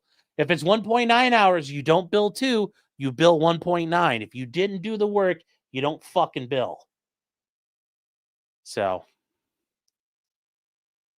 my lawyers rounded up, but that always meant 8 minutes is billed as 12. That's not rounding up. If you bill in 6-minute increments, that's not actually unethical. The way it works is, here's one 6-minute window, and then here's another 6-minute window. If you eat up all of this room, you eat up 6 minutes. Okay, great. That's 0.1 hours. And so instead of it being, let's say you only eat up to like 9 minutes, only halfway through, that's still 0.2 tenths of an hour, because you can't break it down farther than that if you're billing in that increments. Now, if you're doing every 3 minutes, like 0.05, yeah, you could do this that way. But otherwise, no, this is the acceptable practice would be this becomes now 0.2. If you were doing every 3 minutes, if it only took 4 minutes, guess what? That's still 2 units of time. So that's not a rounding up. Yeah. Yeah, and you know what, T-Rex? You're right. I think I just saw that and I was kind of confused and I didn't want to bring it up, but yeah. Where did it say here? The bumper repair. Yeah, which day was that? Which day was that? Hold on here, let's look. Let's go back through chat. Bumper repair, bumper repair. I thought I saw it too now that I'm thinking about it. Let's see here. Bumper repair. I think it was all around the same time frame here in May. They said something about returning a car and they had to pay for a bumper repair. Okay, I think we missed it here.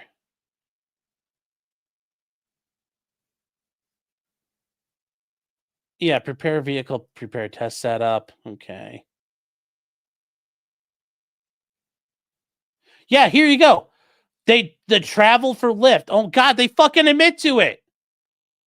They 100% admit to. Oh my God, chat. They do right here. 514. They use Lyft to go from Long Beach to Irvine to pick up the rental for testing. Wow. They took their other rental for testing. Wow. Wow, chat. Holy shit. Yeah, here we go. Here we go, chat. This is on the last page. Check this out. Other bumper repair after testing on Turo rental. Wow.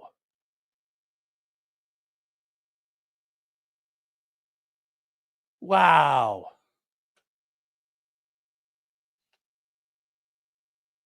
Yeah, Adam, you're right. That's a ceiling function, not rounding up.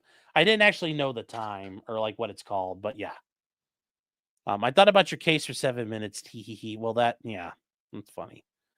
Also, Boosh, how are you doing, by the way? It's good to see you. It's been a little while, I think. Falsifying, expense reports is illegal. Yes. So they lied. No way. So were they trashing someone's private car on Turo? It sounds like it. Yeah, one of the charges for each individual piece of clothing. Yeah, I know they did that. You know what? Now this makes even more sense when he said we can't test it at full speed. Because guess what? If they fucked the car up, then they would have gotten in real trouble. Whoa, buddy.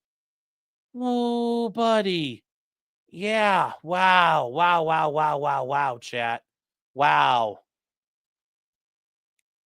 Oh my God. Oh my God. This is insane. This is insane. I don't get it.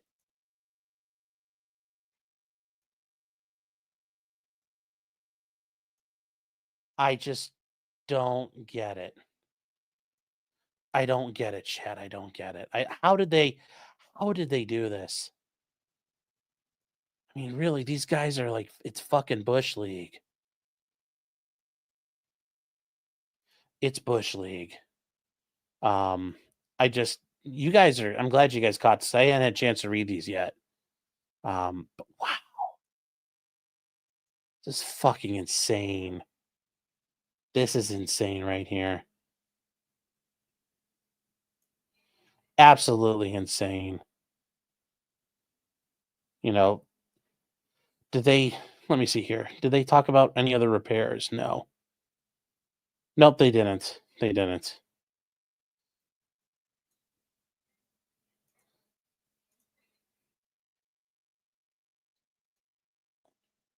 So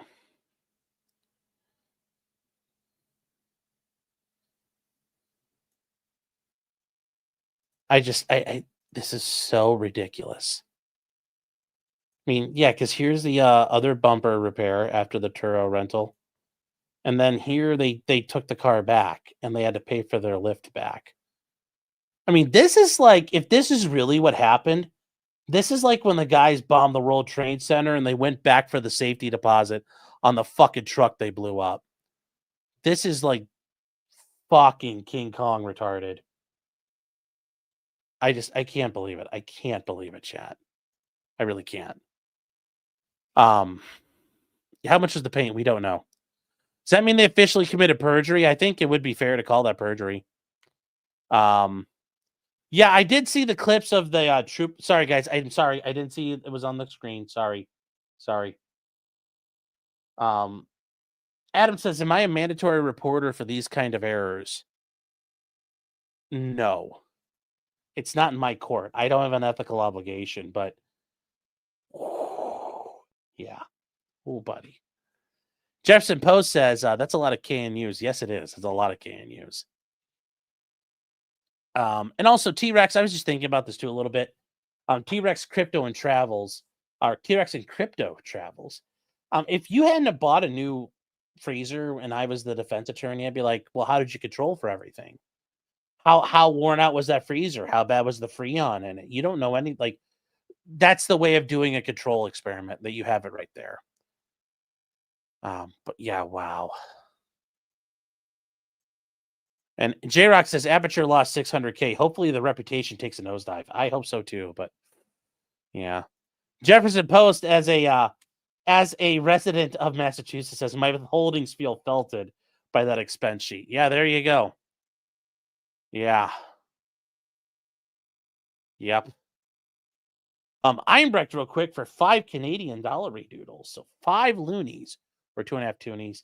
Going back to the anime ban. Says Governor Abbott watched season 1 of JoJo and decided to ban anime. I can't say I really blame him. Oh. Yeah. But anyways, you guys did a great job on that. So you're Spugin, you're saying not in your court, or do you mean I don't think anywhere in Ohio I would feel comfortable saying that. I've never heard an attorney say that on the record. So, and I've been in a lot of places.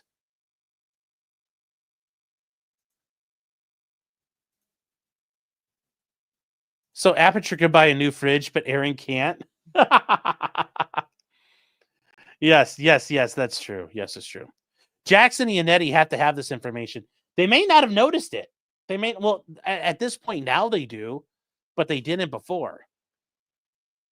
And this is user 404 says, I'm doing my part. Yes, and by the way, we need to finish up the train tracks because I've got black paint. We need to get those painted up here. So that's something we'll work on. It's good to see you, man. Did Karen get her car back? Apparently she is. Apparently they're working on that. I wonder if the owner of the vehicle knew what they were doing. Probably not. I don't think you get to know.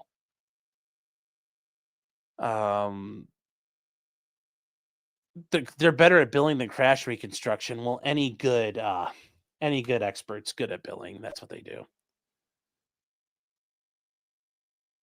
Bush says, I'm recovering very quickly. Well, whatever it is you got sick from, I hope you're feeling better, man. Okay. If Judson Welch ever tries to rent your car, say no. Well, yeah. Yeah. Oh, you have surgery to remove your mass and ooh, man, I hope you're okay. Okay, yeah. Oof. Sorry, man. I'm glad they found it. It sounds like they found it in time, so that's good stuff. T-Rex saying, so like if I'm thinking about a case in the shower, does that get billed? Well, like, I mean, yeah, technically yes. But like, am I really thinking about the problem? Like, I'm sitting here working on emotion and I'm like, you know, go to bed. Then I wake up and in the morning I spend 10 minutes in the shower. I'm working on it and I'm thinking about it in my head, thinking about what I might argue or how would I think about this or that. And then I come out here and I sit back down and, Tippy, yeah, that 10 minutes before I was thinking about this, yes, that would come into it. That happens. But otherwise, you don't just, you're like, I wonder about this case. Like, no, it doesn't. It's not like that. You're not supposed to do it that way. At least I don't. I don't. So nothing will happen about this. Probably not, but I think it's important to know. Holy shit, that is crazy, though. All right. So let's keep going. Diverticulitis. Ooh, buddy. Ooh. It goes boom. No. So what about dreaming? I don't know if you want to do that. You don't want to do that. BCM says they got paid that much for all that crap. Yeah, I agree. I agree. So, yes, while scratching your soaped up sack. Yeah, yeah. Um, I build the time I'm thinking about sandwiches. Yes. Okay, guys. Funny. Funny. All right. So we are moving on here. This is one that's probably going to be getting a little more traction as things come out. Down in Houston, a kid. Now, here's where it turns into just like what happened with the. He was just knocking on the door and he got shot. Well, it turns out he was probably just knocking on the door when he got shot. But this one, some kids are playing Ding Dong Ditch, and one of them got fucking shot. It's like, oh. Now, did it really happen that way? It's not clear. It's not clear yet. But yes, there were some kids down in Houston, and they decided to go play Ding Dong Ditch allegedly. And as they were playing it, this is the kid. Now it sounds like he really was 11, so they are showing his like 11-year-old photo. So they were hanging out at a family party when they decided to go out and fuck around. They were in East Houston and they played a game, Ding Dong Ditch, run away after you ring the doorbell. And they had tricked other residents when they came upon a house at around 11 p.m. And, they reached for the doorbell and ran. And after they allegedly got about 20 feet away, guy came, like, see, here's the problem I don't get. They got 20 feet away. How did the homeowner get out of his house and get down the stairs and the porch? Doesn't make a whole lot of sense here. But, yeah, here's the thing here. Like, here's what they're alleging. And this is where some of this doesn't make sense when I looked at this earlier. The suspect watched the edge of his property and 2 shots rang out. Well, see, they're making it at least 20 feet away before the shoot. Like, this doesn't make much sense. You see what I'm getting at here, guys? They're claiming these kids made it about 20 feet. And when you look at this here, that's not 20 feet. That's a lot farther. That's a lot farther. I don't know how you can argue that's the distance.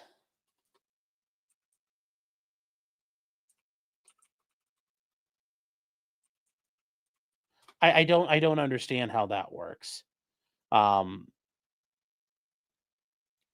Because anyway, here's where they're kind of alleging it happened when you look at it on a map.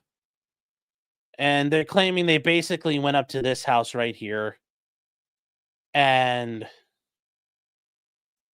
This is the house it came from, allegedly, I think is what they're claiming from looking at the CNN thing when I looked at it earlier.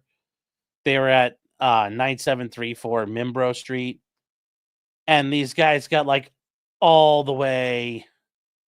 It sounds like they're saying they got all the way across the neighborhood before they got shot, which it doesn't make a whole lot of sense. Because they're saying based on the map from based on the map here, they're claiming that the kids got here and then the kid was found dead over here based on the map CNN provides. You're like, that doesn't work. I mean, look, here's what they're claiming. The site where the boy was shot, and they're claiming that, they got all the way to here. Okay, well, on the map, that's a long fucking distance. I mean, on the map, that's, from the front door, measuring distance to here, to the corner of the house, is like 200 feet. I mean, so what's the answer here? What's the answer here on this? Yeah. Either way, the kids are really just doing that. You don't get to fucking shoot people. Now, were they kicking on the door? Okay, maybe. But at that point, if the bad guys have run off, it's going to be bad. Now, I know in Texas, you can use deadly force when there's criminal mischief at night. But still, you got to know what the fuck you're doing. And once again, anytime you want to get it on, you need to think, am I willing to go to prison for what I'm about to do? Am I willing to go to prison and claim I was right the entire time? If yes, proceed to go outside and start shooting the neighborhood up. If the answer is no, take your gun, put it on safe, and close your door and walk back inside your house. Because those are the two options. If you don't want to go to prison for it, don't do it. So the kid died from his injuries. He's one of the youngest victims of deadly violence. Incited by the doorbell prank that's been repopularized. No, it's not the doorbell prank. And I don't know if you guys have seen this. There are these kids out there doing like running up into the doors and kicking in the front door of a house. And that's not a ding dong ditch challenge. That's a your ass is going to get on a fucking t-shirt challenge. But these kids, if they were just doing the ding dong ditch, yeah, getting shot over that is fucking horseshit. And they shouldn't have been. So, and it looks like that happened. Well, the cousin, I think the cousin has learned for the future not to fuck around. It's like, I'm going to leave people alone. He told police they got bored and they went to go knock on doors. They knocked on multiple doors. And at the time, the guy, Gonzalo Leon, he said he was, or Leon, I don't know, was at home with his wife and kid. And they knocked on the door several times and ran away. And they saw a guy dressed in black exit the wooden gate. The man once shot into the ground and then raised his pistol and shot once. Well, the one kid cried, fell out, and asked for help. Who knows if that's really true or not.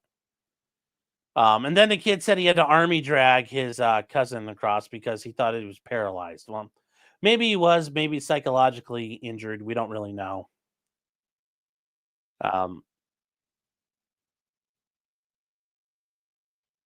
So anyways, the guy is a Army veteran. He's 42.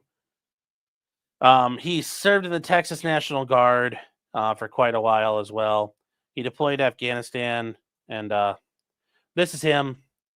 Maybe he was drunk. Who knows what really happened? But yeah, he had no weapons. There wasn't any indication he stole anything. And they believe that he fired the gun twice, once in an intentional way.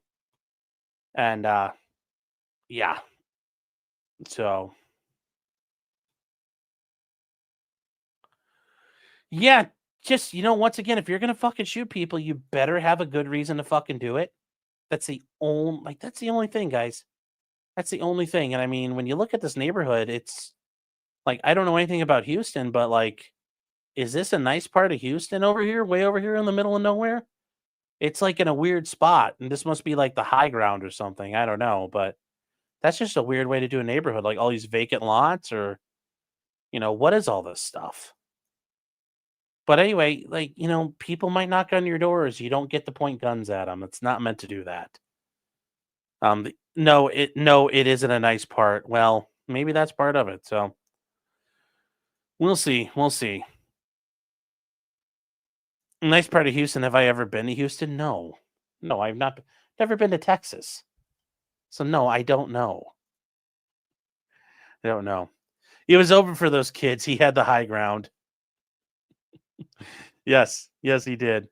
Panzer Dude says, "Come on, fat man, take your swing."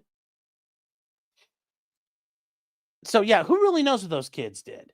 Although it does sound like from the reports that are out there, they really were just banging on the doors. It's like, oh man, fucking shooting those kids is pretty stupid. Pretty stupid. So yeah. Yep. Is that really the best way of doing it? No. Was not. Yes, I would fit in Texas. Everything is bigger. Yes. Yes, everybody remember when Boogie did the thing? I don't know why, but it reminds me of that. Yes. Well, what Boogie did, shooting off a gun in his neighborhood and then cranking off around in the air, and thank God he didn't hit anybody.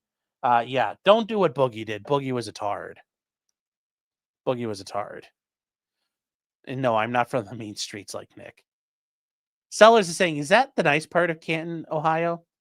Well, Canton's not as bad as Akron, but it's like saying, is there a nice part of Akron? You're making a Cyrax joke. All right. And real quick, PS2 Chipper giving 10 subs.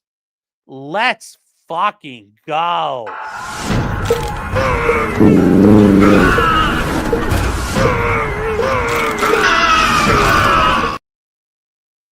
PS2 Chipper, thank you so much for your support, your generosity.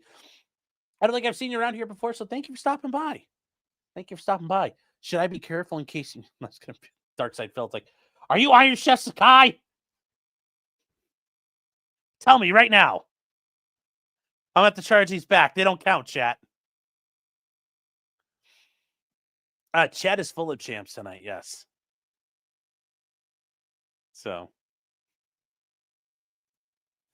you make me feel thin. Hey, we've all got our things in life, so there you go. So found me through Yellow Flash. Well, thank you. Well, thank you for being here. Yes, you have to tell me. For Iron Chef Sakai. All right, guys. So moving on from there. Oh God, we gotta get going, chat. It is time here. We gotta start hitting stuff hard. Okay, so all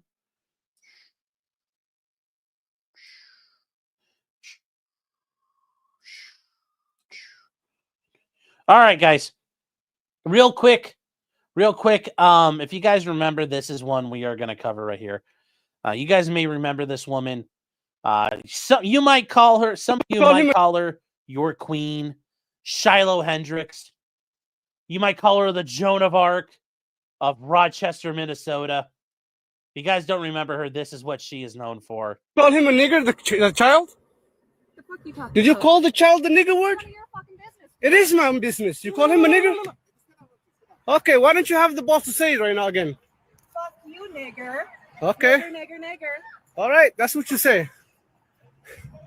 You'll go digging through people's shit, you dumb fuck. Nobody dig into your shit. A little fucking kid just did, you dumb. Well, we'll rewind that a little bit to make sure you guys heard it. Fuck you, nigger. Okay. Nigger. All right, that's what you say. You'll go digging through people's shit, you dumb fuck. Nobody dig into your shit. A little fucking kid just did, you dumb. That little kid, you call him a nigger? Yeah. The little child? What if he acts like one is gonna? Are you about to hit him? You chase him here? He took my son's stuff. So that gives you the right to call the child, 5-year-old, a nigger, the N-word. If that's what he's gonna act. That's what you're gonna call him. That's what he's gonna act like. You know, that's a hate speech. And you can be recorded for that. I don't give a shit. Huh. Fuck off. Okay, we'll see about that, what the internet has to say about you. And there you go, guys. That is Shiloh Hendricks. Yes, once again, for many of you, your queen. Yes. Why does he get to keep saying it? Because it's different. Yes, Michael Gelke's right. Why do we all Somali fatigue? Because I'm sure this guy was a Somali. Yes. There's no such thing as hate speech in the United States. That is correct. But this guy is not American, so he thinks there is he came from Somalia or someplace outside of America where they do have hate speech. Although even in Somalia, calling somebody the N-word isn't going to get you hate speech. And when you think about it, I'm sure in Somalia, using this word is not going to get you in trouble. That little Nigger bitch. Yeah. You can use those words in Somalia, where he's from. So, anyways, that is Shiloh Hendricks. She actually ended up getting charged with a couple of misdemeanors. You guys were not aware last week. She was charged with 3 misdemeanors in her case. So she was accused of yelling racial slurs. I mean, really, it's, yelling racial slurs. It's like, I'm sorry, I thought this was America. But she got charged with slurs, and she was charged with disorderly conduct. I don't understand why it's 3 counts. Is it because she said it 3 times like that, where she's like, when she turns around and just goes boom, boom, boom, boom, boom? Is that the 3 counts? I'm not sure. So, but anyways, the mayor says she hopes this could begin the process of closure for the family and the community. She called a little black kid a nigger. She didn't walk into a school and fucking kill everybody. Like, I get it. You shouldn't call a 5-year-old kid that. You shouldn't. But to make that sound like we need closure for the family and heal the community. I mean, like, listen to this. I'm relieved we reach a point where it's not quite closure, but we're moving in that direction. So the community could feel like this mattered to them and that resolution is coming. It sounds like she walked into it sounds like the Troon. No, I didn't slip up. I meant to say that. He isn't 5 and isn't autistic. I don't care whatever age he is. You probably shouldn't call a kid that, okay? But they make it sound like she walked into the church and just started walking up to kids and going, bap, bap, bap, bap. Like, she called them. She used a racial slur. I mean, really? Like, come on. The kid is either 10 or 11. Okay, still. Probably not the best time to use that. But, I mean, like, really? Like, was that the best? Like, she didn't hurt anybody. And the way the mayor's talking, it sounds like somebody's got hurt. Like, this is just nonsense. Absolute fucking nonsense. So anyway, she was facing she's facing those charges. And if you guys are wondering, how does that work for disorderly conduct? Well, I mean, for Minnesota, there is disorderly conduct statute. So if you do any of the following in a public or private place, including on a bus, you're knowing or have reasonable grounds to know that it will tend to alarm, anger, or disturb others, or provoke an assault. So that's where you get to fighting words, chat, or a breach of the peace. So that's why you're like, there are some words you're not allowed to say. They are fighting words. So you engage in brawling or fighting. She didn't do that, so that doesn't count. We're going to ignore that one. It disturbs an assembly or meeting, not unlawful in its character. Nope, that's not what we're dealing with. Did she engage in offensive, obscene, abusive, boisterous, or noisy conduct, or in an offensive, obscene, or abusive language tending reasonably to arouse alarm, anger, or resentment in others? I mean, this is probably what they're going to pin this all on, is right here. But, we'll see what happens. Was she adequately provoked? What happened? So, angering someone's a misdemeanor. Well, angering me, it's a specific thing, guys. And PS2 Chipper, saying offensive and obscene are too ambiguous. I bet in Minnesota there is quite a bit of discussion on what offensive words you can or can't use. But remember, we talked about obscene. What's obscene? Obscene is basically, sexual in nature. That's like kind of what we talked about with the Texas anime ban. It's, it's not just like any anime. It's like anime that's sexually explicit. It's clearly sexually explicit. So that's the difference. It's a little different there. But yeah, overall, I still think it's a free speech issue. She shouldn't be charged. She should be allowed to say the word. Tifa says, why was a single black man filming in a kid's playground? That's another issue that, hey, wasn't it? And it's funny. This guy had been this guy and another dude have been charged with raping a 10-year-old or 12-year-old. And the charges got dismissed. But you're like, wow, he's on a playground and being a creep. Wow, that's not weird at all, is it? No, it's not. No, it's not. That was an Edward. That was an Edward pass check. Yeah. Oh, this will end in the SCOTUS making towers. Katie says, so if I see transgender people, can I have them arrested? Not yet. Not yet. In Minnesota, you can give your kids cocaine, but not say the N-word. Yes. So autists spurging out in public isn't protected. I think if they're doing it because I think you'd have an argument to say you're doing that because of some mental or cognitive issue, you probably would be okay. Hubbleson says the only exception is a seizure. I mean, that's not saying the only exception. They're just stating explicitly that's clearly one that's automatically exempted. I'm sure that people who have cognitive impairment of some type also probably get a pass based on case law. It's just statutorily the only thing specifically excluded is a seizure. But I'm sure that on a case-by-case basis, there are exceptions to that law. What if you have Tourette's? That's another one. That's a cognitive impairment that you have. And I would argue that you're fine. It's just you're going to have to go to court and defend it. She just needs a Frank's hearing. Yeah, she does. Why did that dude so much care? I agree. So it's like you should just yell, I'm having an autism before you drop some bombs. No. That is not the best way to do that. That is not the way I would recommend you do that. Because you can't just have an autism. I think that's something they would say back in the 50s.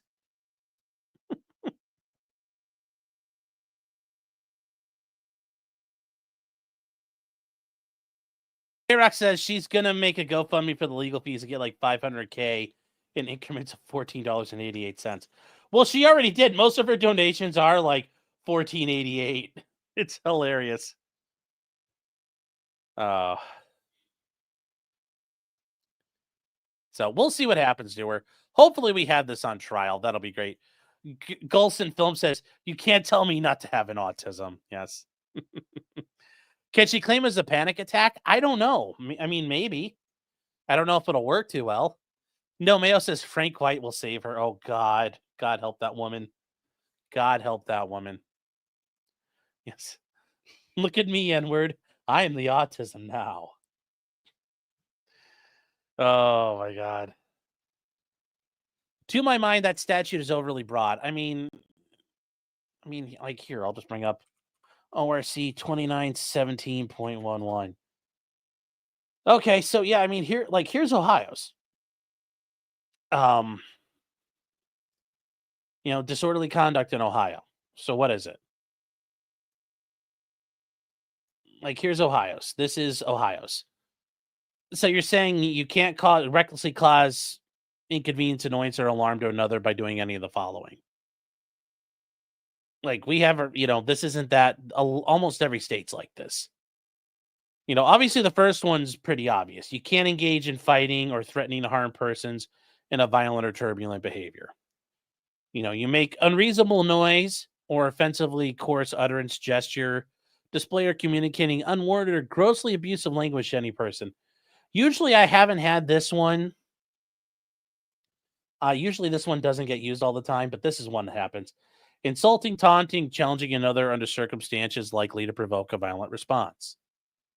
And then this one here, you're hindering or preventing the movement of persons on a public street, roadway, right of way, or within upon public or private property, by any act that serves no lawful and reasonable purpose of the offender.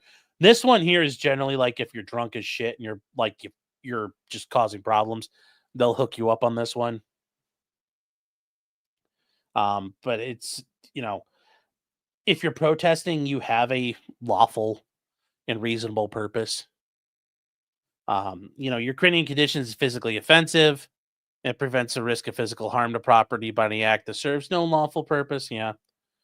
So, yeah. So Though, I mean, it's like, it's not uncommon. It's not an uncommon thing here. So, let's see. Where is... Rachel Dolezal says it, yes. Shiloh to say she was disassociating. I would take this case to trial so I could just say the N-word how many times, yes. That would be... Remember, guys, you get a free pass. It's part of what was said. How many times did she say the word? Tell me stop when I've said it the right amount of times. So yeah, there's a lot of ways you can do that. There's a lot of ways you can do that.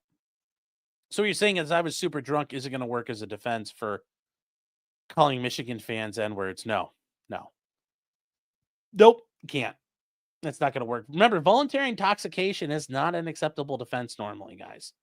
So don't do it. Don't do it as a... It's not a good idea. It's not going to help you the way you think it will. Okay. Moving on. If you guys remember Ryan Routh, he is the guy who sat in the... We covered him at the time. He is the guy who sat in the weeds of the Trump golf course down in Florida at Palm Beach. And he sat there. He had snuck in and made a little sniper hide, which in reality wasn't much, but when you're not expected, you can get away with kind of half-assing it. And he hid in the bushes and tried to kill Trump with an SKS. And if you guys don't remember, this is the guy who's also been to Ukraine before. And, surprise, surprise, there's some glowy shit going on with this guy. But anyways, this is him, if you guys don't remember, as he came into, salami ukulele land. So, yes, Powerball is 1.7 billion. Yeah, buy a ticket. Yes. So, yes, he also starred in a BlackRock commercial. I know, not sus at all. Anyway, he is going to trial. He is representing himself, and he's filed some kind of funny motions. And these are pretty good. I think that he includes some options here, and it's funny how ridiculous the media has been about this guy. But anyways, he says to present new evidence 2 weeks before court when it has been almost a year for them to gather all they needed.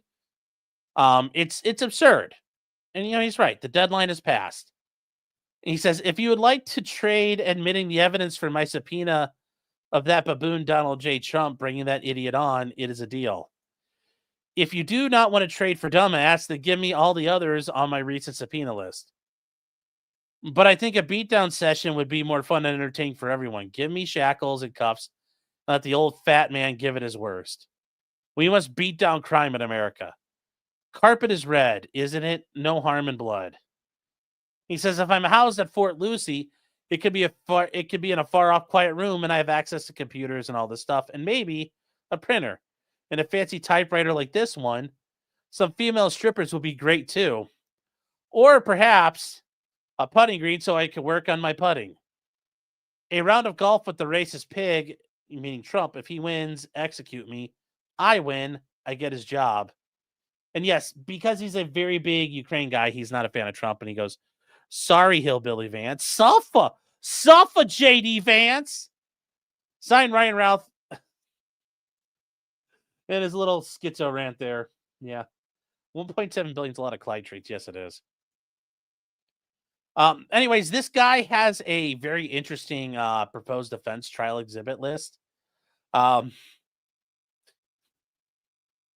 Some of this stuff is very weird, and I don't understand all of it, but I'm not a lunatic like this guy is, so I'll just have to accept it for what it is. He's got a bunch of book names and books and books and books. His Eagle Scout Awards from like 1980. His Eagle Scout announcement in the newspaper. And then he has this thing where he, a skate park model, and I'm assuming the skate park had to do with him being an Eagle Scout, but his skate park, his CGI, his skate park sketching layouts. I'm assuming that's all he did is fundraising articles and his, final product for his Eagle Scout project. Yes. Your son holds an elite paramilitary rank, Eagle Scout. He's kneeling with the Ukrainian flag. So brave, so brave. Suit and tie in Kiev. It's not Kyiv, it's Kiev. a bunch of ammo sitting around, a Ukrainian song, "We Are One," designed for kids. Ooh, that sounds creepy. That just sounds creepy. A burning trash problem article, all this garbage for Ukraine.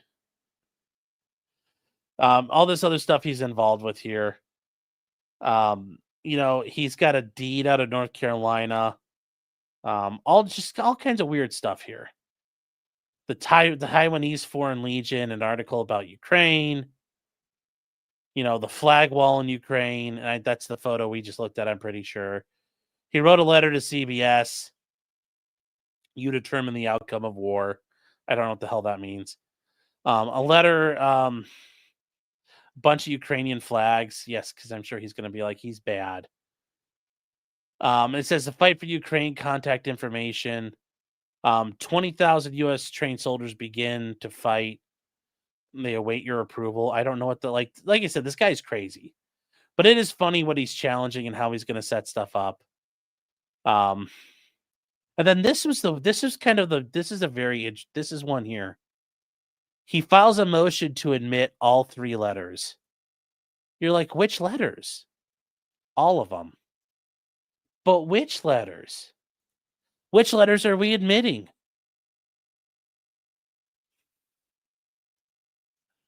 Which letters are we admitting, chat? Every letter? Everyone!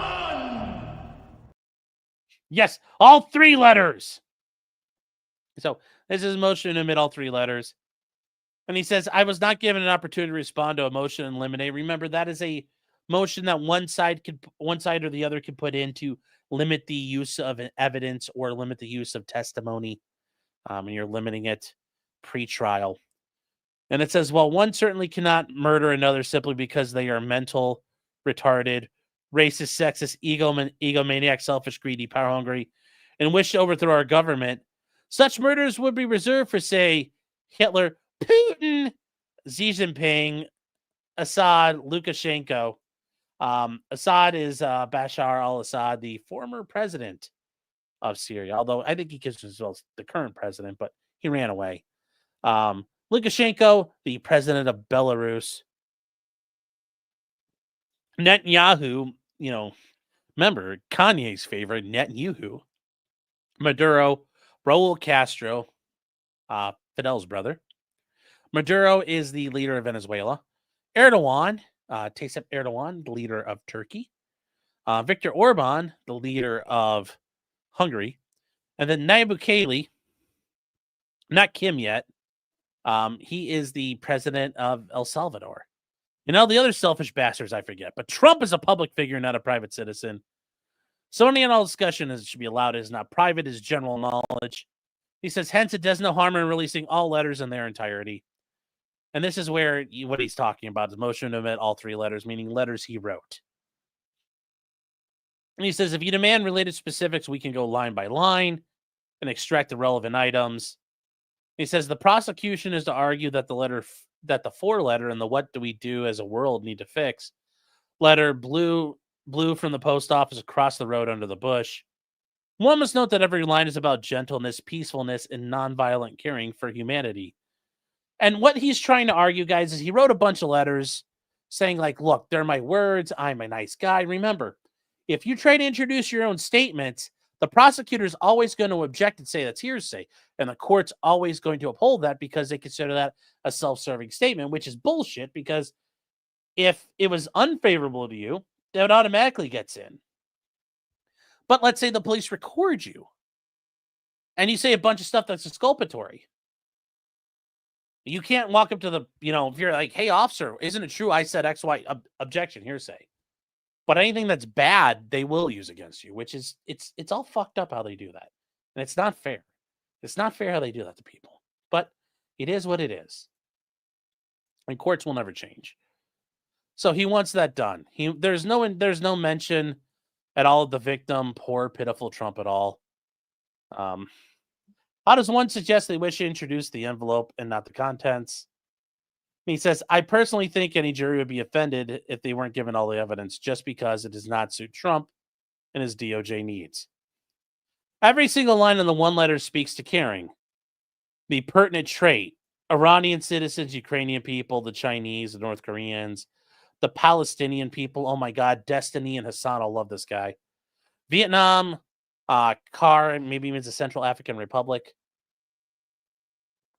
Cameroon, Sudan, you know, the Russian people, the Belarusians, the Taiwanese, poor U.S. people, Indian farmers, SAR, Madagascar kids, African nations, U.S. immigrants, Syrians, the common man, the women of Afghanistan, etc. How much more frustration does one get? The ink was not yet dry. The second note is all peaceful. As he's sitting there loading a fucking rifle, getting ready to kill someone. I'm just a peaceful guy. Click, click, click, click, click, click, click, click, click, click. I'm just peaceful. I'm just peaceful. So anyways, he wants to include that. He wants to include the letters. And it says the Dear World letter is the most stale, old, and of least relevance under... Now, obviously, he's misspelling, but he's like, oh, look, he's like, tech current guidelines. You know, the thought to shred is plain, and that, you know, they're talking about that. Does the defense in every case have to argue to admit the obvious evidence that is bizarre? He says, if you'd like to dissect the letter to eliminate all negative words about Trump to protect his fragile ego, coddle that child, skip to page 2, line 12. And the common, like, think about how insane he is. He's like, skip around there through page 3. And he says, the struggling kid in making lives better to stop at line 12. He says, pick back up on page 7, line 6. And he just goes through all of this. And he says, Judge, I beg of you to please subpoena every single person that had something negative to say about Ryan Routh. Please put them on the stand under oath and let's see who lies.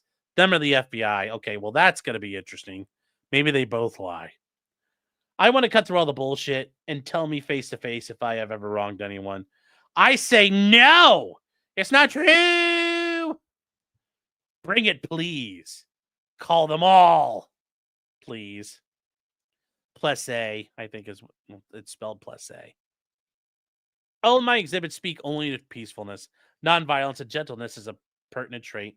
It should be admitted. Signed, Ryan Routh. So, yeah, there you go. This guy's crazy. Absolute nutter. So, yes. The letters we're going to include are G, A, and Y.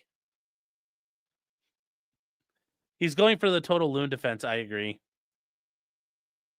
Why is his address a P.O. box? Because many jails and prisons, you're not allowed to send mail directly to.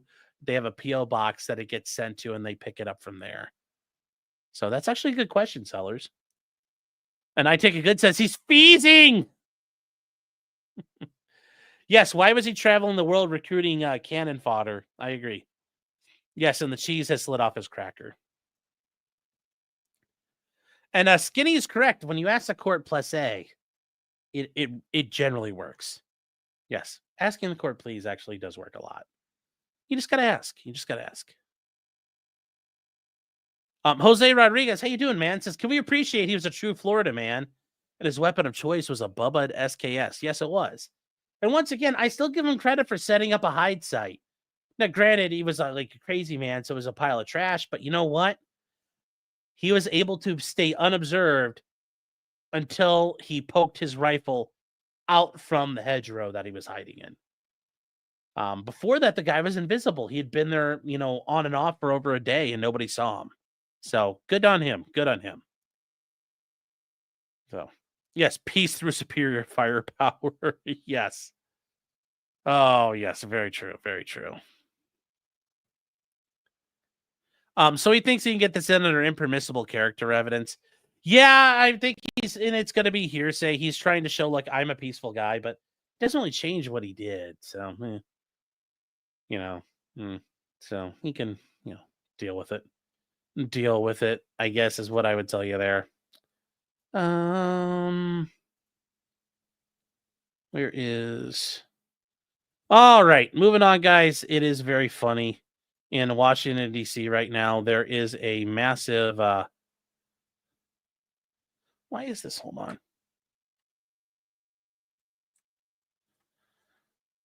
on. The government of Washington, D.C. is suing Trump over the deployment of the National Guard. They're finally doing it. and they're challenging it, saying it's a public safety emergency. But, you know, at the same time, they also acknowledge that crime has been reduced. So isn't that funny? He's Hitler, but there's no crime. Oh no, chat. Oh no, it's so rough. Jose says, I'm doing good, Sean. I got to meet the only living Native American Medal of Honor recipient a couple weeks ago. Gave me his challenge coins. Cool. Awesome stuff. Keopathic is correct. That's why you never break the view line with your rifle. I know, chat. And since we talk about some things here, if this is your, you know, whether it's a building or whatever you're in, if it's a building and this is the window, you never point your gun out of the window. What you do is you sit in the back and you have your gun here, and then you look out the window. Because that way, nobody will ever see you. And that's why you look out that way. Or if this is a bunch of branches and trees and stuff, you never poke it out because people will notice that there's a big black thing sticking out of it. That's why you keep it close. You might put it right here, but you'll never put it sticking out here because people will see it. So just free tips, Chad. Keep that in your noggin for a later day. You never know when it's going to rain. You never know when it's going to rain, chat. And don't worry. One day we'll learn how you could take cell phones and use those to actuate electrical systems. So, like, let's say you wanted to set it up so you could have a cell phone turn on and off home appliances. You could dial up your cell phone, dial up a number, and it'll ring and it'll send a current. And then it'll turn things on and off for you and complete a circuit. So, yeah, just free tips. We'll work on that one day.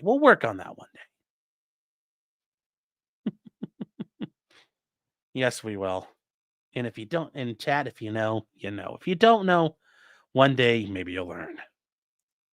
Connie Desquad says lol tips. Hey, you know what? We'll work on some soldering. We'll learn how to use a soldering iron too, chat.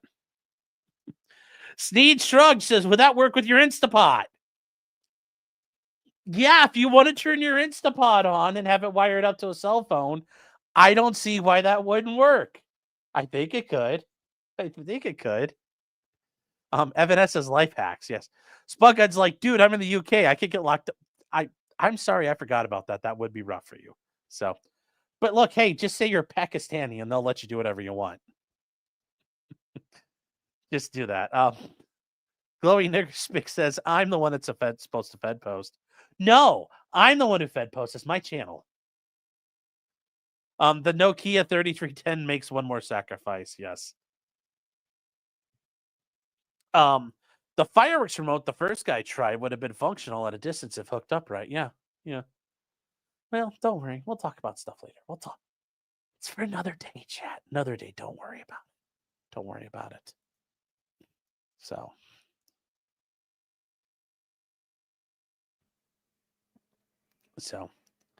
is my smart toaster in ISIS? Not yet, but you can wire it up to be. All right, guys. So, anyways, they are getting ready to sue. We are kind of running out of time here, so we're gonna just move on to the next thing. But yes, crime has basically disappeared in Washington D.C. right now, which is pretty good thing. This is actually pretty funny here.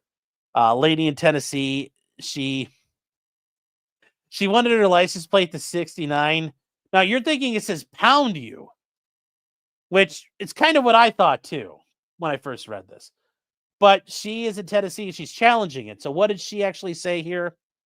Well, she's saying, and her name is Leah Gilliam, that she has 69 pound you as her vanity license plate for 11 years. What did she say, though? Well, she said she's a gamer. Already, you know that's bullshit. We know that's bullshit, chat. She's not a gamer. She's fake. And it's not pound you. She's saying pwned, which is a version of owned, meaning completely owned. Pwned is, yes, it's elite gamer speak. It's some of the elitist gamer speak out there. So, yes. Little Miss says she's go home gamer girl. Yes. She is not an Ohio resident, Little Miss. No, we're gonna get to the Ohio stuff. But she is from Tennessee. She's a Tennessee woman, and she had a license plate she wanted. And she said it has nothing to do, it's just about beating people, boning them. And 69 is the year of the moon landing. I will tell her, though, that is very... Golf clap for being very creative on how to, like, obscure that. Anyway, so it got revoked after the Tennessee Department of Revenue, who's in charge of license plates, was notified about it. And the license plates are not allowed if they're offensive to good taste and decency. And this isn't the first time this has ever happened. She's going to the Supreme Court. She lost. The Tennessee Supreme Court told her no. And it's because license plates are government speech, because they are government regulated items. And it's part of, your car's identification through the government. But this is true in a lot of states. A lot of states have, you have to submit a vanity plate ahead of time, and they have to approve it or disapprove it. Now, there are multiple things that has happened in 2015. The Supreme Court looked at this out of Texas, and they ruled that in that case, it was the Sons of Confederate Veterans, which is an organization. They wanted custom plates with the Confederate flag on them, and they said license plates are government speech, not private speech. And this has happened before. Every state is different. For example, Arizona has permitted Jesus NM, but has rejected Jesus RX and No God. Vermont has prohibited John 3:16. Ohio has a banned Let's Go B, which I remember when this happened. You can't do Let's Go Brandon, and I thought that was bullshit because, like black folks, you'd be like, "Hey, what up, B?" Yeah, but that was a thing there. And Texas prohibited Jail 45. So we'll see what happens there. It'll be very, very interesting. But anyways, this is the case. It's Leah Gillum versus David Garagano. That's a very Italian. Tennessee. Why are the Wops down there? That's a very woppy name for Tennessee. That's a very woppy name for Tennessee. So remember, guys, she's asking for certiorari. It's going to take 4 justices to grant it. I doubt she's going to get it. But it is very funny, though, that her name, I think her name is just hilarious, though. 69 pound you. It's just so damn funny. It's just so damn funny. Makes you want to laugh. Makes you want to laugh, chat. And, we need more laughter in this world. Hold on, chat. I think we're almost caught up here. Yeah,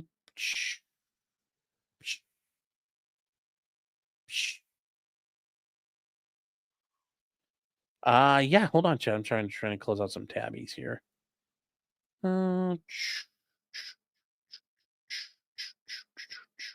Yep, we're almost all caught up, chat. So moving on to, anime being, once again, Texas and anime being very serious business. There was a anime cosplayer, Kit Noel.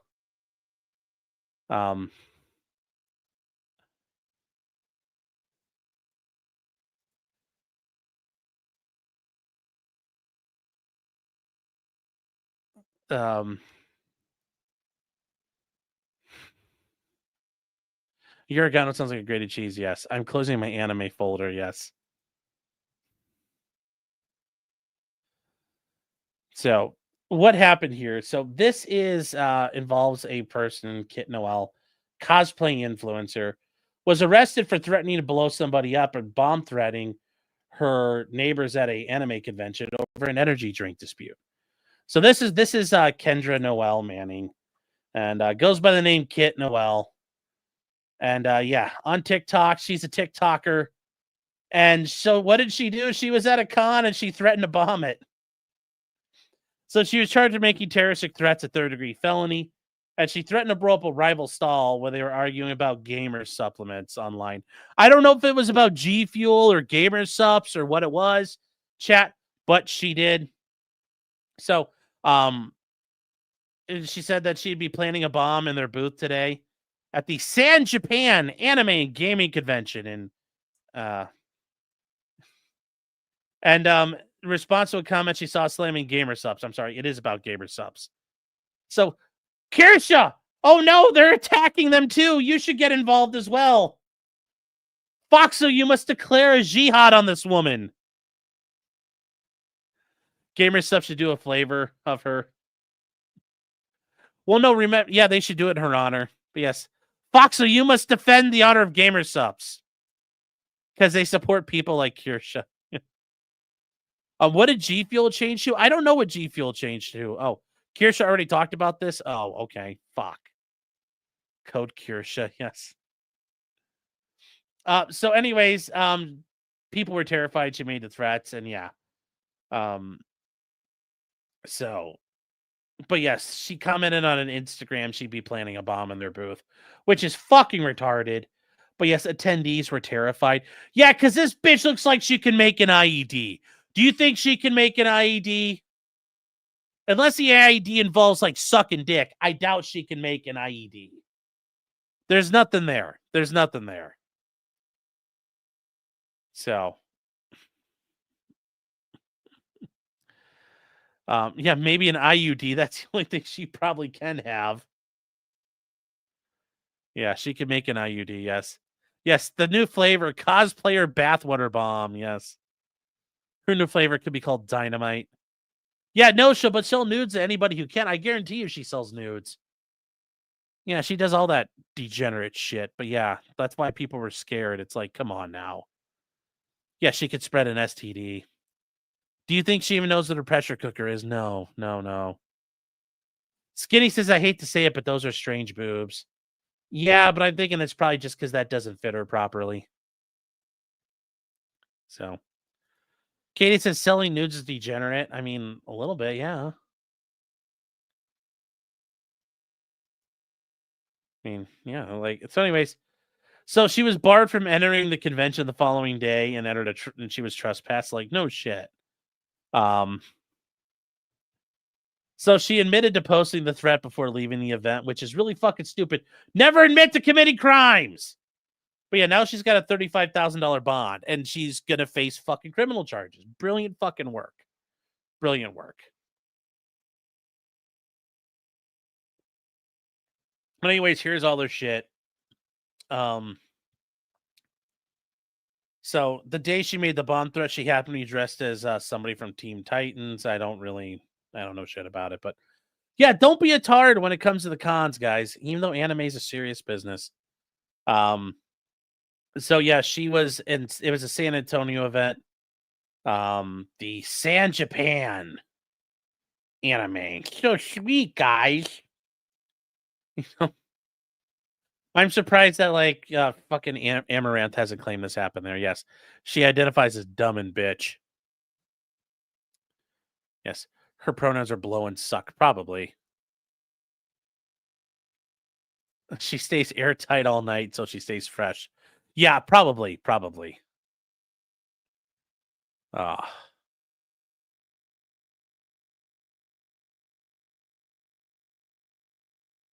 So maybe the bomb she was referring to was a huge dump she took under her desk. Maybe. Michelle says, sorry, to defeat new strays. Some dickhead dropped on the side of the road. Oh, well, good on you taking those strays in, whatever they are.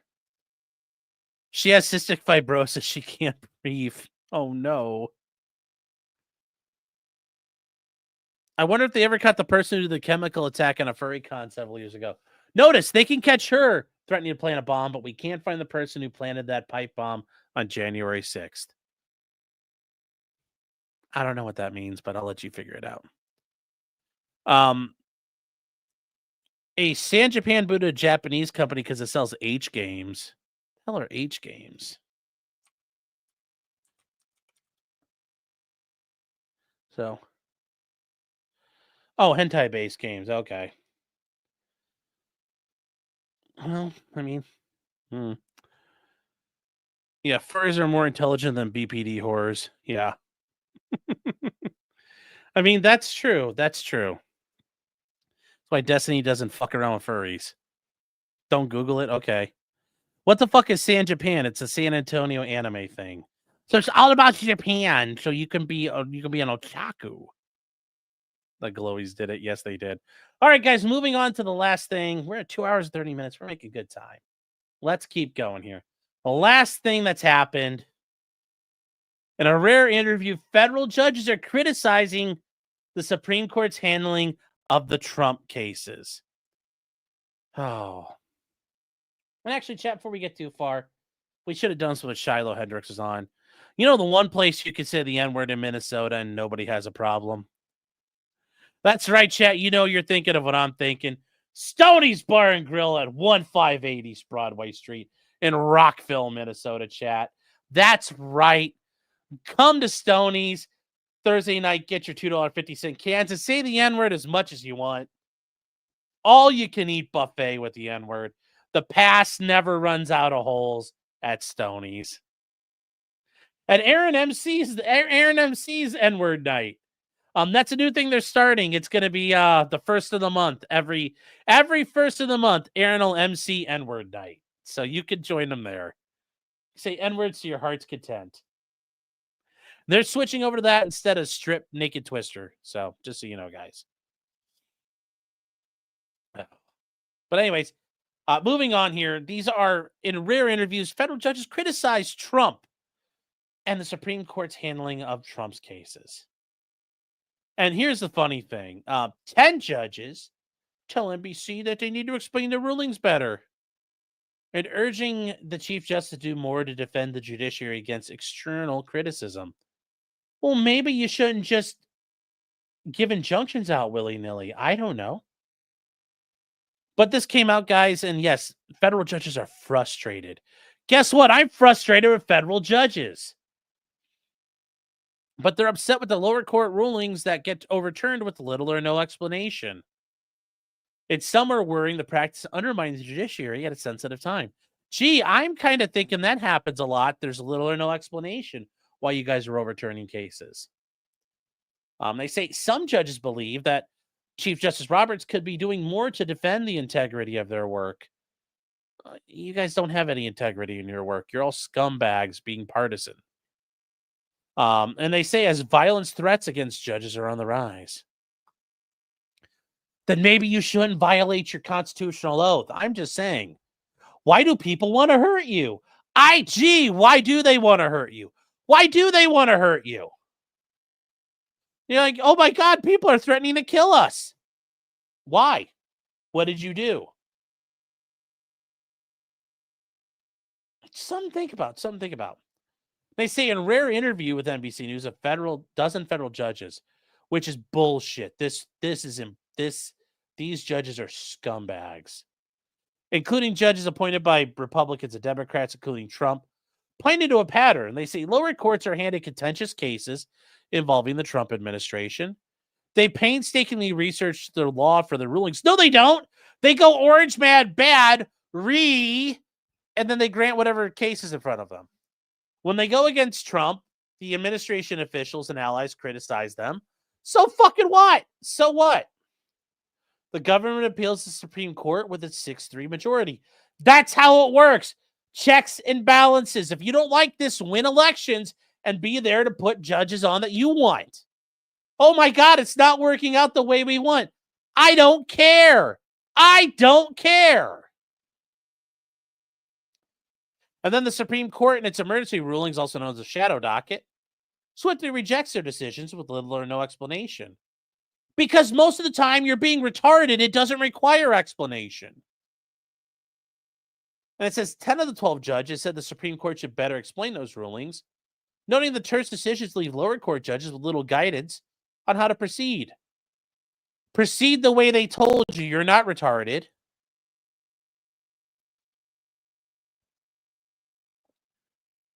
A short rebuttal from the Supreme Court, they argue, makes it seem like they did shoddy work and are biased against Trump. That's because you are. You are biased against Trump. You are. You're being scumbags. Oh my God, it seems like you think we're in the tank for the Democrats.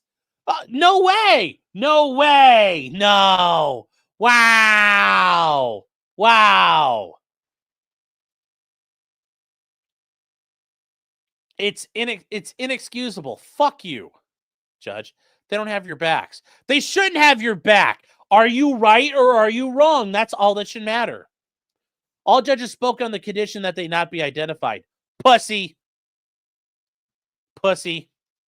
Judges are increasingly targeted, with some facing bomb threats and swattings and other harassment. I'm not saying that's base, but I really don't I have no sympathy for you. I have no sympathy for you people. Why are people mad at us? And they say as of June, there are more than 400 threat investigations this year. That's been a steady rise from 224 in 2021 and 457 in 2023.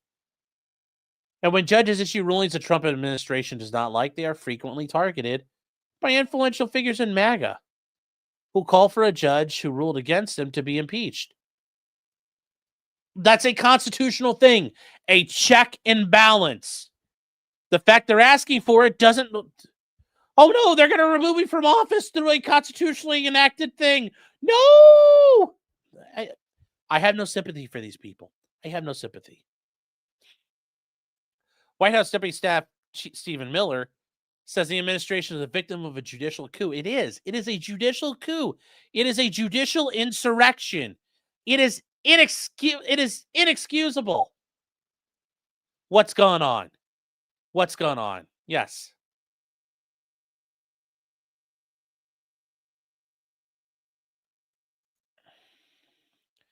The judges said the Supreme Court justices are behaving inexcusably, has received threats of violence. Don't fucking care. It is now fearful when someone knocks on the door at home. I guess you better get a fucking gun. I don't fucking care. If major efforts are not made to address the situation, somebody's going to die. Well, it's like the meme goes, are you willing to die for this? Someone is. It's like, once again, people want to kill me. Gee, maybe I should figure out why they want to kill me. What should I do to make these people not want to kill me? Is it reasonable to do what they want? And they say with tensions so high, 4 of the judges says they believe the Supreme Court should do more to defend the courts. And they say the Supreme Court, a second judge said, is effectively assisting the Trump administration and undermining the courts.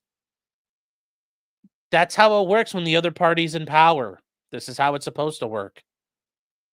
And it says the Supreme Court has no obligation to explain things in a way the public can understand, a third judge said. Well, do they have an obligation? I don't think they do. And the court frequently rules to the administration without fully telling the people why. It sends a signal. The court has had strong left-leaning majorities in the past, but what is different now is the role emergency cases are playing in public discourse. And there you have it. Well, we're not in power anymore. No, this isn't fair. The shoe's on the other foot. Wow. Suffer, Your Honor. Suffer. Suffer on your lifetime tenure. Suffer.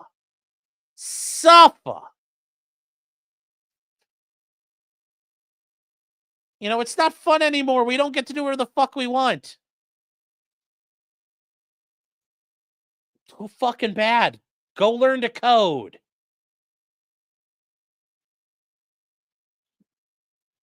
The Supreme Court, the judge says, effectively endorsing the claim the judiciary is trying to subvert the presidency.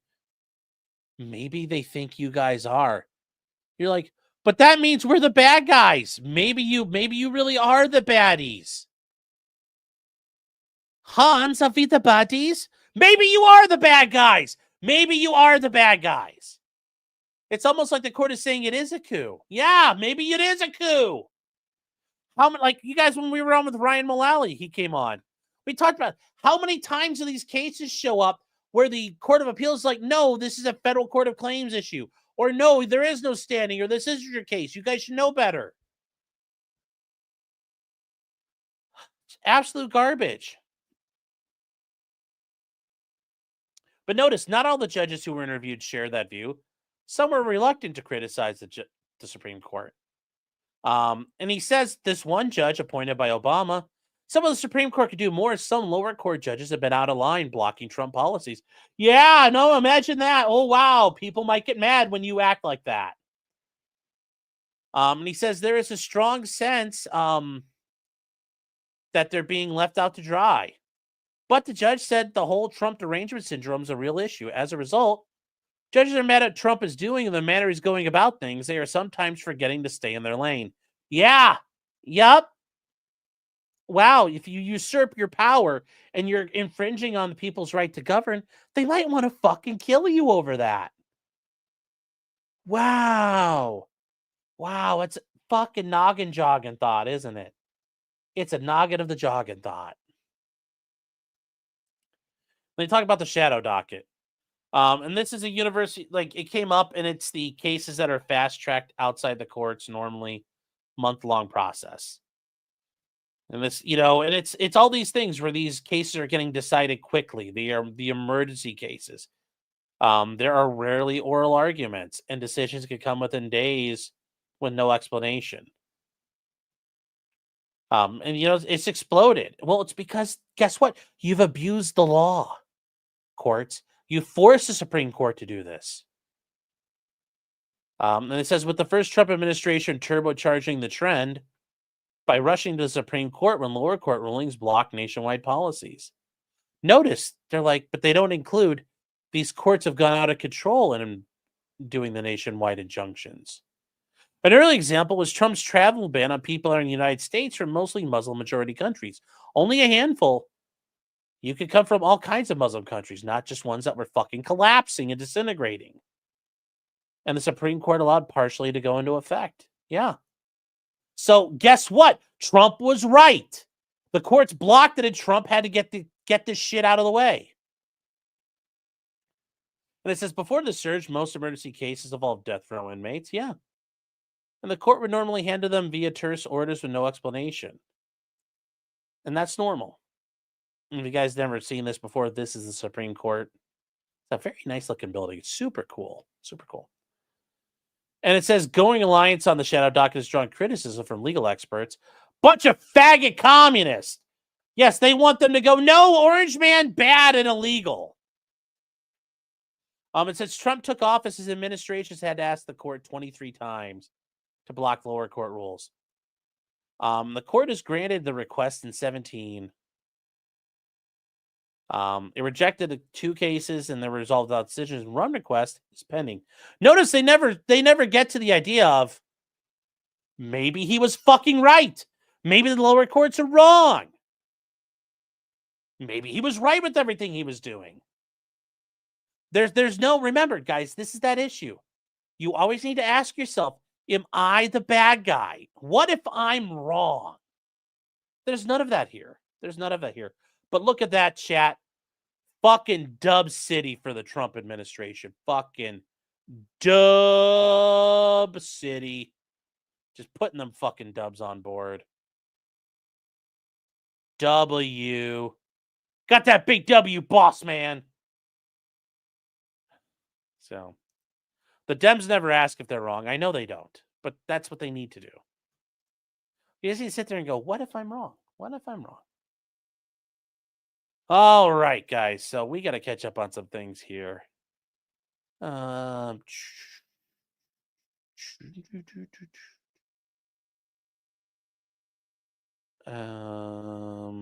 see. Trying to catch up to where we were. Johan for $2 says, Anime Fleshlight is my new band name. It's a hell of a name, man. It's a hell of a name. Nick Kreuzer for $5 says, in a totally unrelated news, half of Austin, Texas is going to get jailed for possessing anime porn. What a shame. What a shame.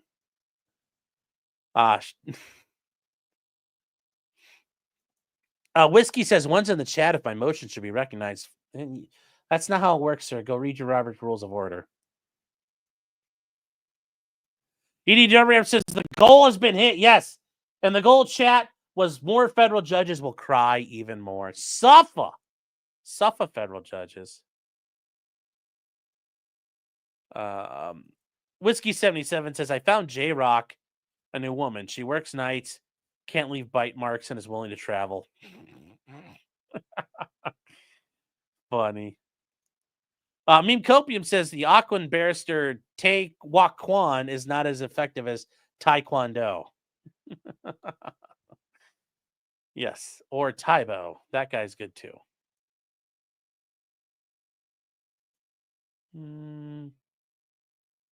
Johan says, MG Law and Expert, just call me Hand Banana. That's funny. Let's see here. Slow-Mo Savage says, did they mess with the infotainment system on Karen's car? Yes, they did. And apparently there is a local mechanic or some sort of body shop or car dealership is going to fix it all for her, is willing to help her out, which that's fucking free. That is just amazing publicity. And thank you for being a member 14 months. Boosh says, good question. Why is... Oh, that guy allowed to say the N-word, yeah. Connie Desquad for $10 says, kneel before your queen, Sean. Yes. Queen Shiloh. T-Rex and Crypto Travels says, never forget Sean. Sticks and stones may break their bones, but words hurt their little fifis, and that's worse than death, I guess. Yes, to them it is worse than death. Little Miss, it's been a member for 7 months, says, super late, but this excludes tentacle porn, right? As long as it doesn't have a child in it, as long as it's not child porn, you can have your women getting fucked by tentacle monsters all you want. They just can't look like they're under 18 or intend to be under 18. As long as it's just a normal woman with big anime titties getting fucked to death by a tentacle monster, you're fine. Thank you for being here 7 months.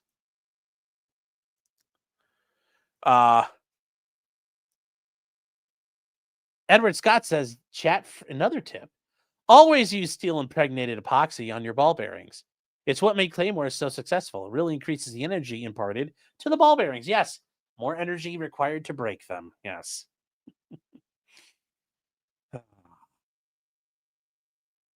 Jose Rodriguez says, someone in Florida managed to get an N-word plate issued in the 1970s. That's fucking hilarious. You know, truly a kingly crown for that man. Connie Desquad says, how many of these judges are foreigners? Well, remember, in one of the cases that just got decided, which one is it right now? We'll get to it soon.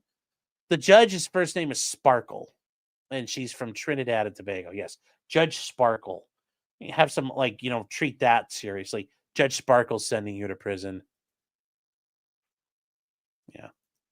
And Jose says, fun fact, Maine found a statutory fix for the vanity plates and revoked all the naughty ones. That's one way to take care of it. It's one way to take care of it. Debbie O says, the learning disabled federal judiciary. My favorite story of tonight. Yes. And then Little Miss says for $4.99, most of the cases are in proper jurisdiction. We have Article 1 courts for federal money claims for firings. Yes, that's true. A lot of this stuff is contractual, and you have to go handle it somewhere else. And these attorneys know better, and they should be sanctioned, but they won't. So, very true. Very, very true. Yes, big anime titties. Yeah. Ask yourself, yes, that's a good way too. Would Destiny watch this, and would he be enjoying it? If yes, don't watch it. All right, chat, we are going to wrap this up. We made it through the night here. Under 3 hours, which is always the goal. Let's see here. Johan says, fuck, I hit the wrong letter. Joe Morris says, Suffa Lolicon. Yes. Suffa Vaush. Suffa.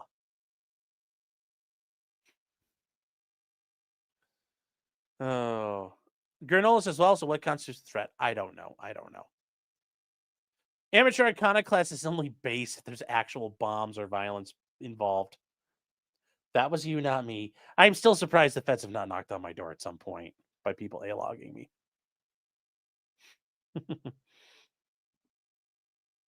All right, chat. With that said, thank you all for being here tonight, guys. Tomorrow we are going to get on to the updates. Like I said, we got some updates for Destiny. And we've also got some Russell Greer news.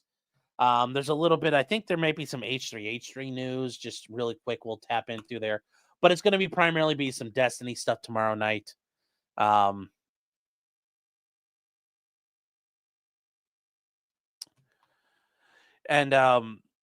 Real quick, Jose saying, speaking of Destiny and PPP, and Andy asking if there's any legal defense, the Canadian Supreme Court ruled AOC is a defense if you get it directly from the minor. Wow. If you're in Canada, guys, talk to Runkle, but I'm going to have to ask him about that. Ooh, buddy, if that's the case. God, Canada is super fucked. But yeah, thank you for that, Jose. Jeez, if that's the case. Ooh. So, with that said, chat, we are all done for tonight. See you guys over at potentiallycriminal.locals.com. We're going to have some fun over there. And remember, and also, guys, Saturday, we're going to go over the second half of Michael Proctor's administrative hearing. I know it's a little bit boring, but remember, guys, you're never going to see these disciplinary and administrative hearings ever in your life. So it's the only way we get to see them. And I think it's important for you guys to know. Yes, also, Donna Adelson got life in prison, which I guess nobody was not expecting that. So happy trails. Happy trails. Well, with that said, chat, I will see you guys tomorrow. And remember, until next time, just because you did it does not mean you're guilty. Unless you're, don't talk about, planting your bombs on Instagram. Remember, just do the work. Plan your work your plan. Just get it done. Afterwards, like how Al-Qaeda does it. They go on and claim the credit afterwards. You don't claim credit beforehand. Just common sense. Think about it, chat. And with that said, we will talk to you guys later. Good night, chat. Good night.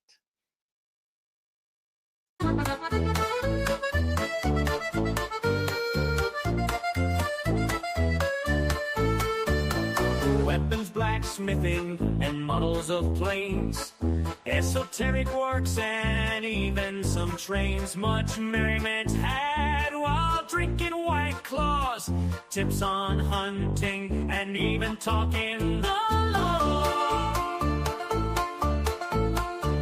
Whatever you do, just don't talk to cops, even when they nab you on illegal stops. Just 'cause you did it doesn't mean you're guilty, but please talk to a local attorney. Was that the fact